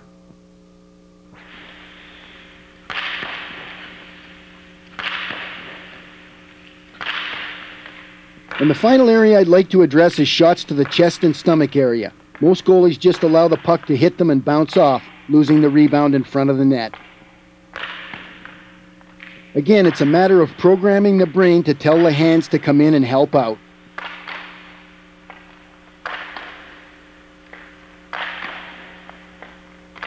As soon as he recognizes that the puck is coming up into the middle of his body, Jay brings the blocker and catcher up to form a pocket against his chest, pinning the puck. Notice both wrists are turned up facing the roof, with the catcher on top, and along with the blocker and the shaft of the stick, form a pocket with no holes for the puck to drop into.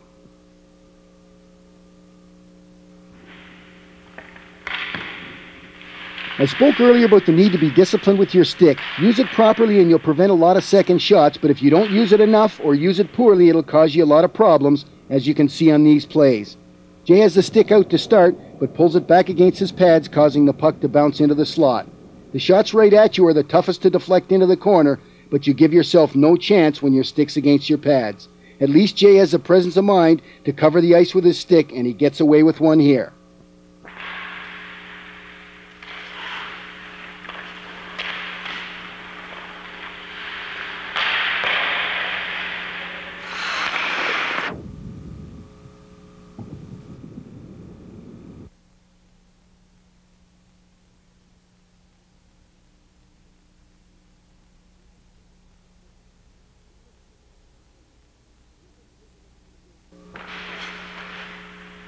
Now let's take a look at some good ones. Take notice that the stick blade is away from the feet, allowing the blade to turn the puck into the corner.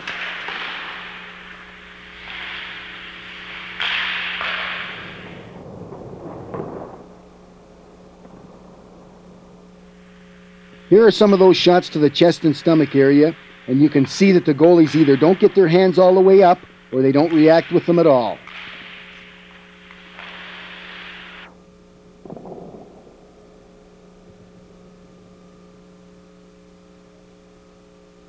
My attitude has always been to catch every puck you can, because then you're in control of the play.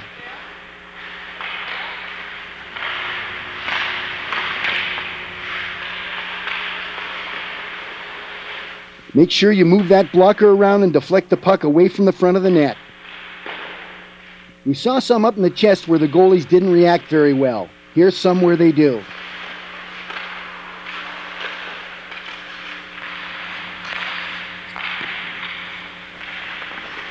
There'll certainly be a number of shots you can't control. The key then is to see the puck off yourself, keep it close, and cover it up quickly.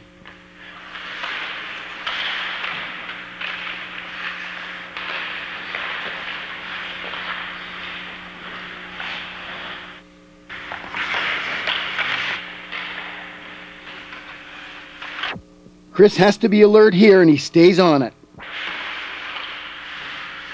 We've talked about recovery, and anytime you give up a rebound, you've got to get back to your feet and reset for that second shot.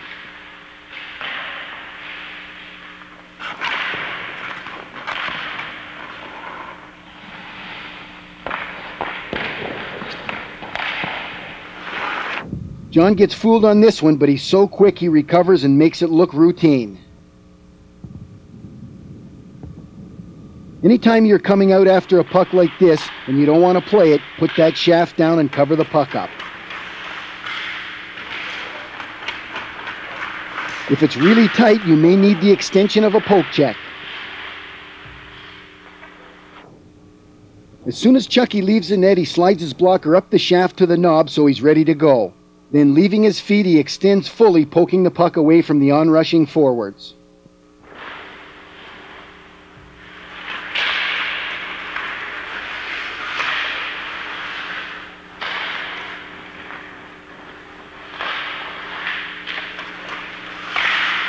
Whenever you have a choice, you're better off pulling it back to yourself and ending the play.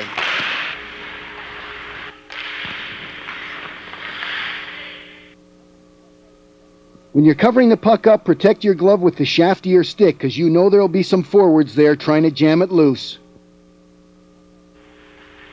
Shots off the backboards are tricky, and Chucky gets caught on this one. Anything shot near the net has a chance to bounce out in front, so turn around facing the backboard, stop the puck with your stick, and freeze it.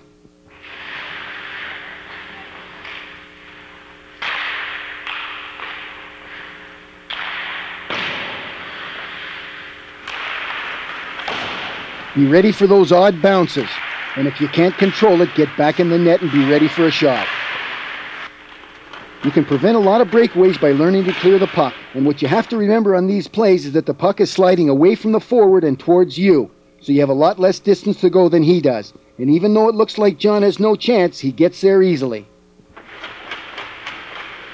If the puck's shot in along the ice, put your catcher behind the stick to control it.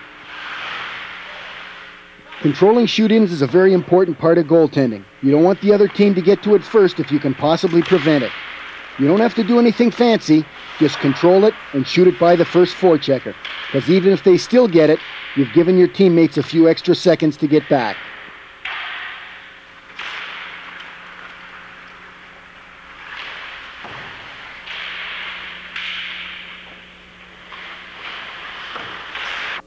There are 4 important elements to handling shoot-ins successfully. First is getting out of the net quickly as soon as the puck is shot. Next, you've got to control the puck as efficiently as possible, and John uses his glove on this one to get a hold of a bouncing puck. Get your head up so you can see who's coming and who's open, and lastly, make a good pass.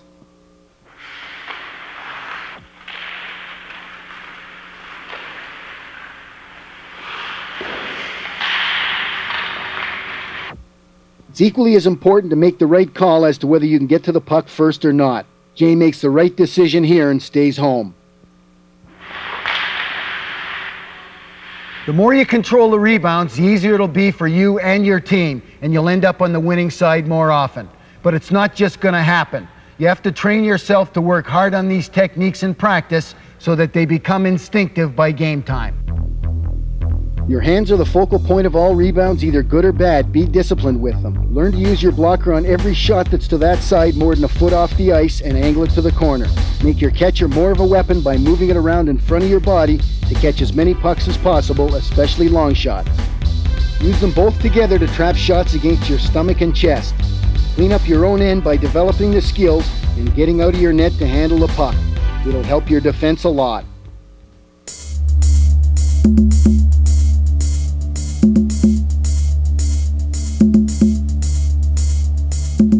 I'm sure you've all heard it said many times, the faster a goalie can get back to his feet after going down to make a save, the better off he is.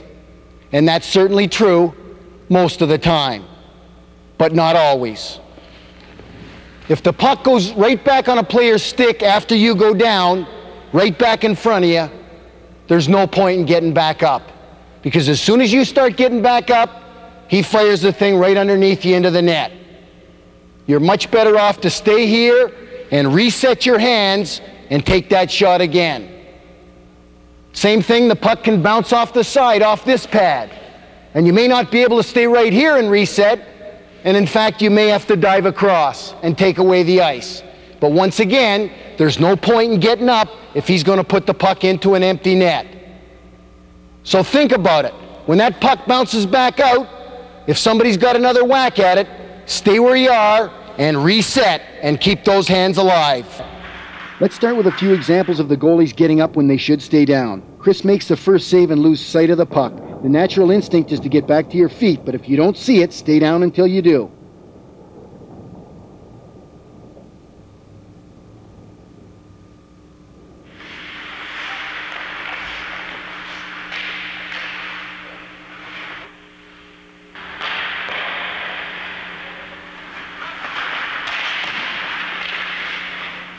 Jay tries to get up but slips, and then it's too late. He makes the right call, and although it's not pretty, he stops the puck.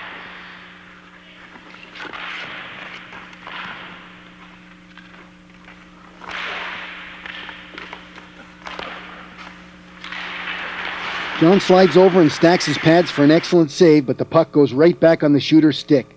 There's nothing to shoot at as long as John stays where he is and keeps the low net cut off, and he does.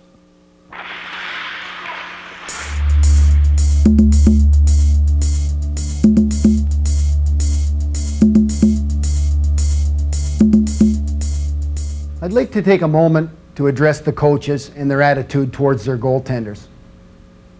As you're aware, confidence is a large part of goaltending. And your attitude towards your goaltender and the mistakes he makes, and some of them will be critical, will have a lot to do with his confidence level. When we start talking about pulling the goalie out of the games, that's something that can turn negative really quickly. I know it has to happen from time to time, and the goalies just don't have it sometimes, and that's fine. but talk to him, let him know why you took him out of the game, and let him know that you still have confidence in him. Nobody in the rink feels worse about letting a bad goal in than the goalie does. I try and tell them the worse the goal, the quicker you have to forget it. But a lot of it's up to you. You can either allow him to forget it or make sure he remembers it for the rest of the game. And there's no point in embarrassing your goalie in front of his teammates. That's the worst thing you could possibly do. Telling him something like a garbage can could have stopped more shots than you. That's going to really hurt the confidence level. If you make him feel like he's 2 inches tall, he'll play like it. Remember, no one adds up the mistakes of the forwards and defensemen during a hockey game, but the goaltenders are right up on the board for everyone to see. So try to have as much patience with the mistakes your goaltender makes as you do with the forwards and defensemen. In the end, he'll appreciate it and play a lot better for you. We've covered a lot of ground, so let's put it all together. First things first, get out of your net and take that angle away. Try to stop and set up as often as you can and get that butterfly ready before the puck's released. When that puck goes back to the point, you know what's coming next. Players in your face trying to ruin your day.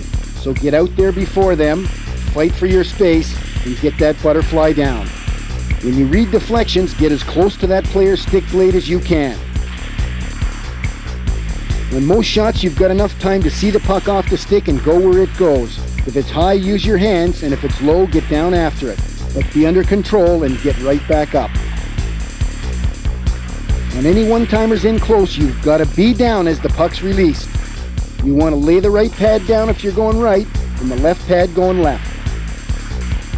On those deadly breakaways, you've got to first be ready for the shot, but if he's stick handling out in front, the deke is coming. Wait for him to commit, push across, and down with the pad. Play the game low to high. Take away low first and then keep your hands ready to react high. The shooter will miss the net as often as he hits it. But when he does hit it, have those snaps going and use them all, starting with the kick snap to the catcher side. Make sure you extend and follow through hard up past the bar when you're snapping that blocker. You'll have no room left to shoot at. If you're set up on the shooter, use a full butterfly snap. If you're not, one pad will work. If you pull one of these off on a breakaway, the joint will go nuts. While the blocker's not as flashy, it's important that you're good with it too. Lead with your elbow and pull it up through. When they're cutting across, they lead and you follow. Once you're across, get tucked and explode. Watch the blade and it'll point where he's going, and low or high, the motion's the same. When the puck's behind the net, be ready for a wraparound. Keep your stick on the ice lined up with the puck, and if you're putting the shaft down, leave no holes. Challenging the shooter is an absolute must.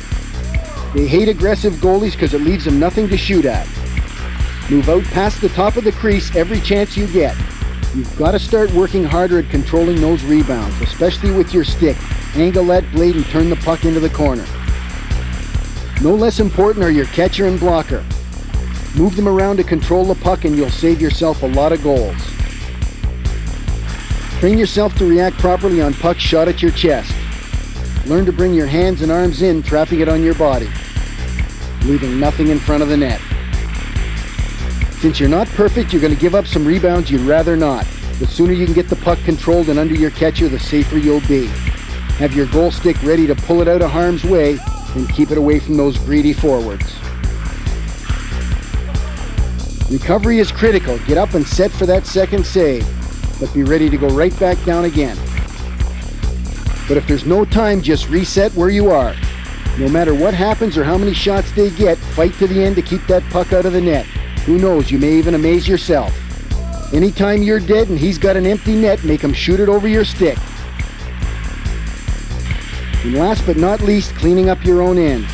Anytime you can get to a loose puck first, go for it. But on your way out, take a good look around. See where your teammates are and make the right play. I hope this video has shown you that going down is not bad. It's good when it's used at the right times. Do it aggressively, disciplined, and under control, and you'll be a better goalie for it. Go down not because you have to, but because it's to your advantage. I hope you've had as much fun watching this as we've had making it. And remember, the puck stops here!